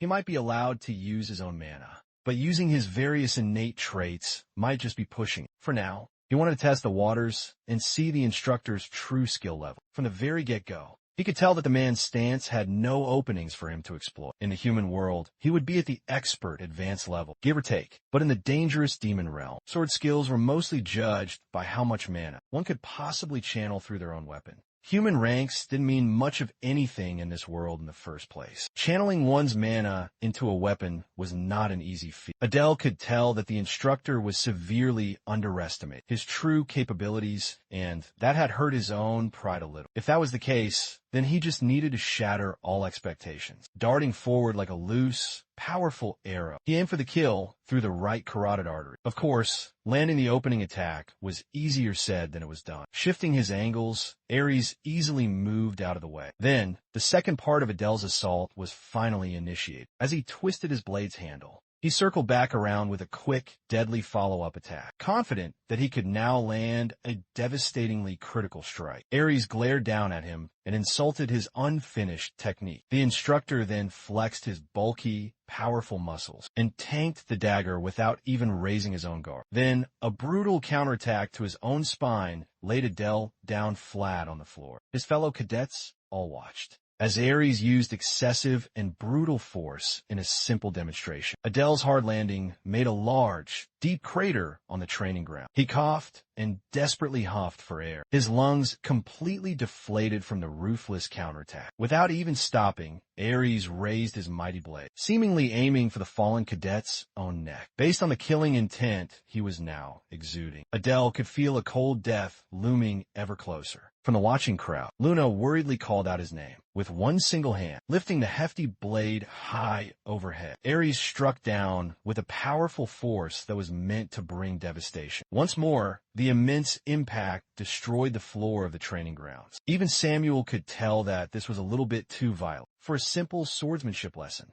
If that depraved kid felt that way, then you knew you were doing something really fucked up. Fortunately, Adele had enough of a buffer to imbue his own body with mana and roll away from the devastating impact. Thanks to his new telekinesis, he managed to push the powerful sword aside at just the right moment to survive such utter savagery. If he had been a little bit too late or a little bit too early, he would have been cut clean in half. Ares felt this strange disturbance in his own blade. Adele stood up and angrily confronted the bulky bastard for trying to kill a cadet for absolutely nothing. Ares then pulled out the dagger that was lodged in his own chest like it was nothing and calmly refuted all of the serious allegations. He threw Adele's own blade back on the floor and ordered him to go back in line and to shut up. Afterward, the scumbag of an instructor asked the class rep how it had felt, fighting someone of his own level in direct, close-quarters combat. Adele did not mince his harsh words and asserted that what had just happened was a cowardly tactic used by the weak. Elaborating on his poignant answer, he was allowed to use his powerful mana But the enemy had placed strict limitations upon himself. What he had gathered was that Ares must have been trying to show the class the only way for the weak to defeat someone who was much stronger. One must be fully prepared to sacrifice oneself just to deal damage to the enemy. By his own estimation, Ares could have easily dodged his follow-up, final strike, but the powerful brute had intentionally tanked his blade, as if he had planned to do so from the very beginning. Much to everyone's complete surprise, Ares gave Adele the credit for coming up with the correct answer. He wanted to impose upon these young cadets that the human realm was filled with terrifyingly powerful individuals. It was nearly impossible to defeat such powerful fighters without making some incredibly risky plays. The demons had to resort to luring these powerhouses into a state of complacency when a dire situation called for it. They must boldly expose their own weaknesses for a mere chance at a surprise attack. What he taught was not the noble and elegant art of swordsmanship. In the real world and in real brutal wars, such things simply do not exist. Ares would never teach his cadets pretty swordsmanship, only the kind that would ultimately win. Actually, they wouldn't be limiting themselves to just swords from now on. This was a weapons class. He was basically telling them all that death did not matter, as long as you got the W. Ares was instilling this very idea for the upcoming deadly midterms. By now, the human Imperial School's instructors must be gearing up on extremely high alert. The human world's spy must have already leaked the current situation. In Saitan, in the original novel, the Saitan cadets would drop like flies, while the Imperial School students would come out completely unscathed. Ares likely suspected that Adele was, in fact, that very spy. In order to clear his own name, he must first root out the rat himself. After that one flashy, brutal demonstration, Instructor Ares dismissed all of his cadets, while the others walked back to the classroom in an orderly and quiet manner. Adele stayed in his spot. Ares looked at him with clear annoyance and asked if he intended to rebel because of what had just happened earlier. Of course, he denied such a ridiculous sentiment with a warm, disarming smile. But as soon as the powerful instructor had turned his back, Adele's own veiled hostility began to burn. He couldn't really rely on a guy who was suspecting him of being a spy. Ares also abhorred the murderous and utterly ruthless side that he had shown from day one. But Adele couldn't help it. He was completely and totally integrated into that very aspect. Besides, a killer's instinct was imperative to gain enough authority and status to suppress the awesome strength of the 7 deadly sins. Of course, if Ares kept on crossing the line, like he had in that training ground earlier, then Adele would do everything in his power to give that musclehead a real taste of the consequences. While he was busy plotting some sweet revenge on one of his own instructors, Luna approached him and felt some of his murderous aura leaking out. He quickly apologized for startling her yet again. It was not at all intended this time around. She had just come over to make up for the last time that they were supposed to have had lunch together. Maybe today would finally be the day. Adele readily accepted, and her entire face lit up with pure excitement. Inside the grand dining hall, they ordered some lavish meals that were fit for the aristocracy. It had been a very long time since he had had something this luxurious. Well, it had been a while since he had even eaten lunch at all. There were so many delectable dishes spread all across their wide table. Luna worried that leaving any leftovers might get them both punished by the powerful demon, god of gluttony. As they were about to finally start eating, the goon squad that Adele had bitch-slapped earlier walked right in. They took immediate notice of Adele and the lovely Luna. Before they could even think about messing around with the new class representative, Adele waved at them all with a warm, friendly smile, and the 3 stooges wisely chose to mind their own damn business. Unlike the other 2, however, Spider-Boy was still fascinated by Adele. Adele found this to be a good time to ask Luna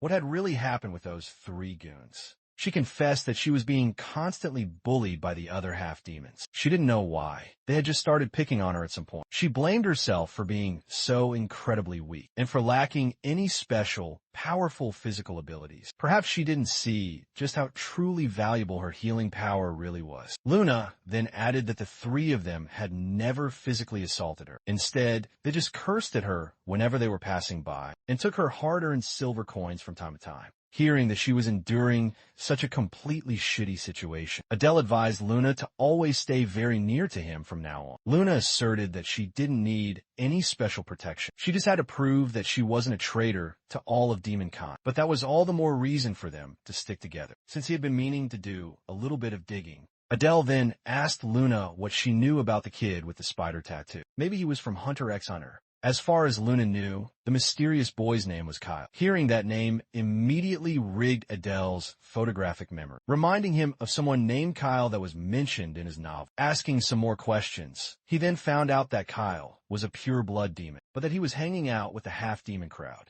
In Luna's eyes, that boy was particularly and incredibly scared. He always looked at her like she was some disgusting little bug. Isn't that precisely how they had all looked at the humans back in Oregon? Yeah, Kyle had just entered the top of Adele's suspected spy list. He briefly considered asking his information paper for some solid confirmation, but it might just be a complete waste of his money. He didn't have to save himself from any further headaches. It would be much better for him to check on this directly. After all, he now had plenty of relevant data on this particular spot. So Adele got up from his seat and approached the table of the so-called Three Stooges. With a polite and warm greeting, immediately, they all reacted with a strange mixture of fear and open hostility, while Kyle himself remained completely indifferent. Offhandedly, Adele then mentioned that he had heard about a certain girl in the Imperial School's very first year. Kyle remained calmly seated, focusing on the meal that was in front of him. Adele then added that the girl was a half-demon with only one surviving relative, an older brother. At that very point, he could feel Kyle begin to smolder in his very seat. To elicit a strong reaction from the now-suspected spy, with a sinister tone, Adele then name-dropped the girl, Ray. At that precise moment, Kyle must have realized that his cover was completely blown.